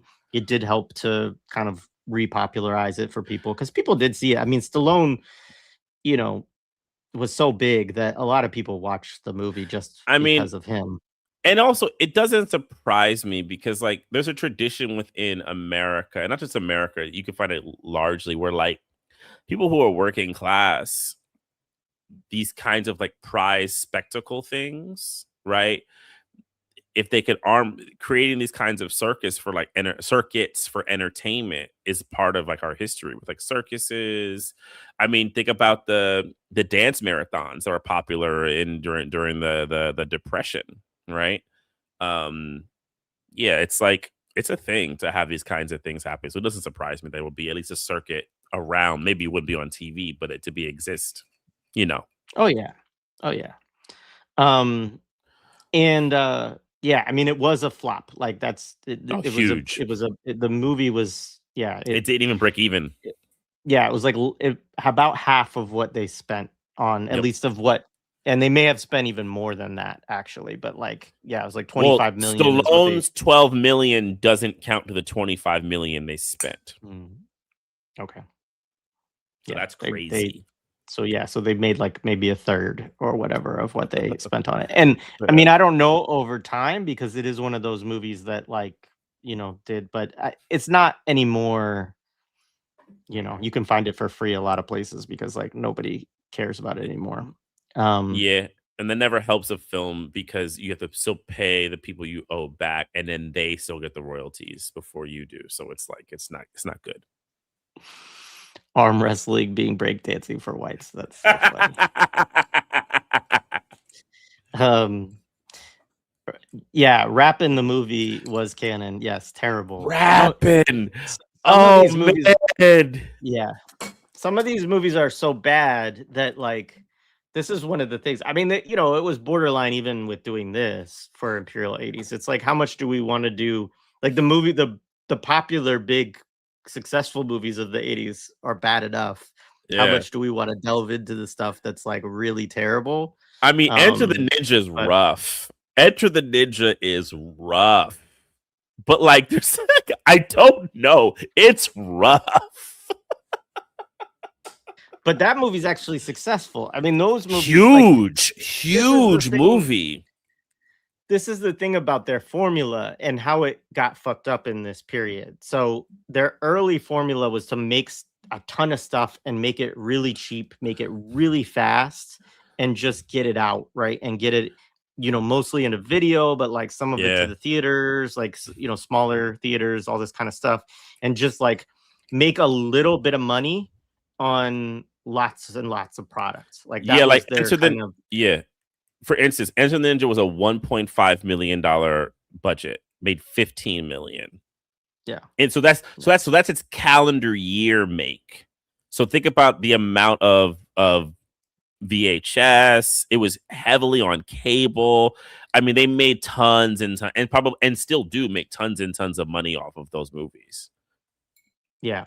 But then you have stuff like then in the late 80s, that's when they really think like we can be, they really wanted to become a major Hollywood studio in this period. So they were like, we can rival, you know, the major Hollywood studios.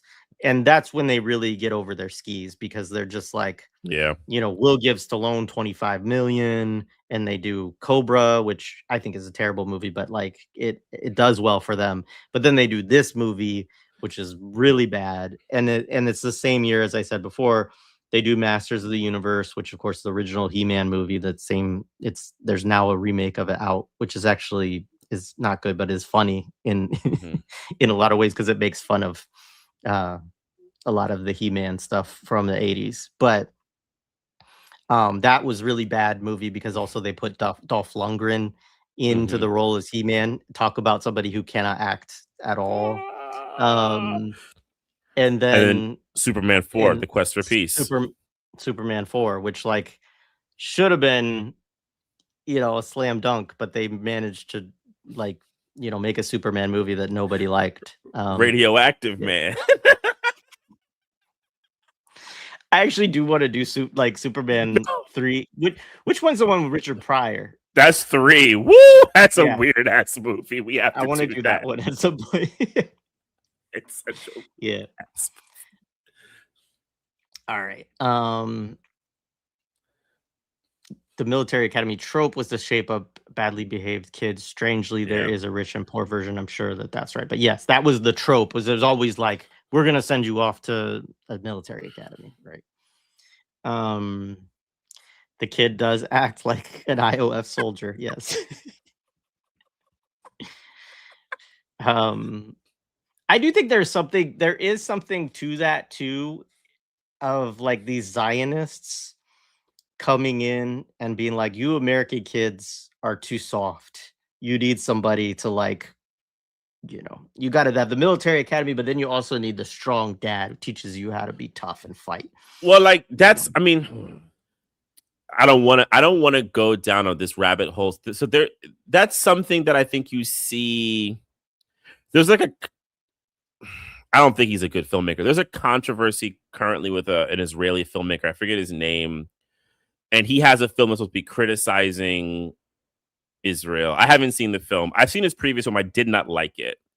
And there's a way that Israeli filmmakers who work in the West have these like social critiques of like Western society that I think is like, it's there's like an arrogance on their own end that they kind of know better, but they don't have an introspection that their society is an extension of Western hegemony in that kind of way in this stuff. So that's a thing where, because like the thing about Golan and Globus is like if you listen to them talk, they have this way that they like really talk about how much they love America, right? So they also probably would act like they're intervening and talking about what's the best part of America, right? And that they have a better standpoint because they're not from this country. So like because they're not from here, they're able to kind of objectively see it. I mean, look, the more you speak it, the more ridiculous it sounds, right? But it's part of a thing that I think It is. exists. Yeah. Well, Netanyahu's comments around Cheltenham were basically that the Jews in America are too soft, basically. Like it was, you know, Right. So yeah. All right.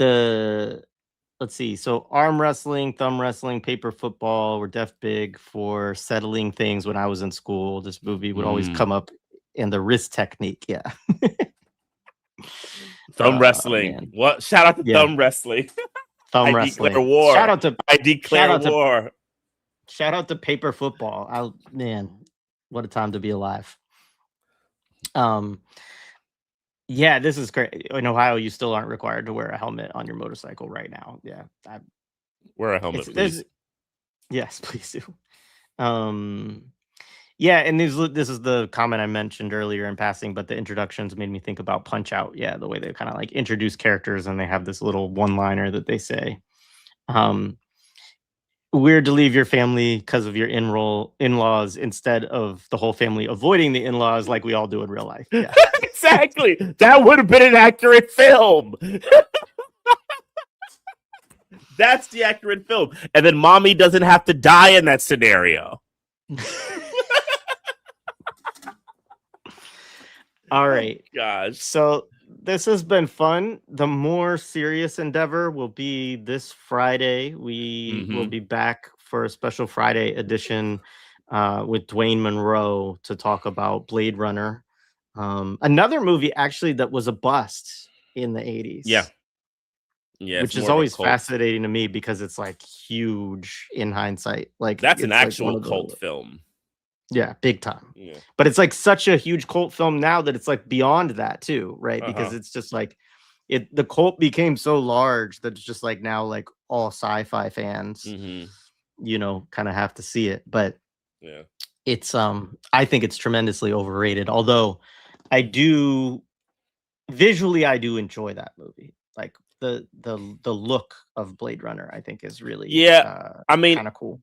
I'll say more on Friday. And I don't do this in the book is better than movie traditional. I'm a big fan of Do Androids Dream of Electric Sheep. I don't like the film mainly because of like the narrative changes. And then what Ridley Scott is eventually interested in that I think is far from what Philip K. Dick was interested in, which I thought was more interesting. And I think that's a big theme with the adaptations of Philip K. Dick's work, where he is a much more interesting writer, even if like not, you know, necessarily like revolutionary or anything like that, but like interesting. And, you know, definitely some good critiques within his stuff and all of that. But the film versions, you know, get the Hollywoodification of his work is pretty painful. Yeah. So. Yeah. All right, cool. We'll hope to see you all then. Anything else you got going on that you want to shout out? Not this week. Some new Within Our Gate stuff coming up. No. Just stay tuned. And yeah, looking forward to Friday. Right on. Yeah, me too. Why am I the biggest stick in the mud, Steven? Because you don't like Blade Runner. Oh, that could be. Maybe. I don't know. Yeah, that's what it is.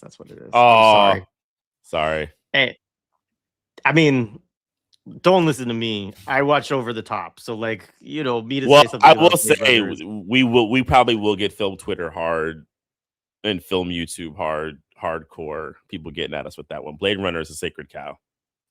Yeah, it is. Yeah, and I don't even know that I have that. It doesn't do a whole lot for me. Yeah, me neither. I mean, if people think Blade Runner is the best movie ever made, like you get that level, and I'm sorry, y'all. I once had that argument at a bar. I'm good. We'll save that. We'll save that for Friday. Uh-huh. Bringing in Dwayne Monroe to kill Blade Runner is diabolical. Yeah. First of all, it was his choice. So like that needs to be stated up front. We ask people very often, like, what movies did they want to do? And Dwayne Monroe said Blade Runner. So I think we offered him, the first thing I mentioned to him was Wrath of Khan. I was like, let's do Wrath of Khan. He's like, no, Blade Runner. No, Blade Runner. All right. All right, y'all. Peace, everybody. Peace.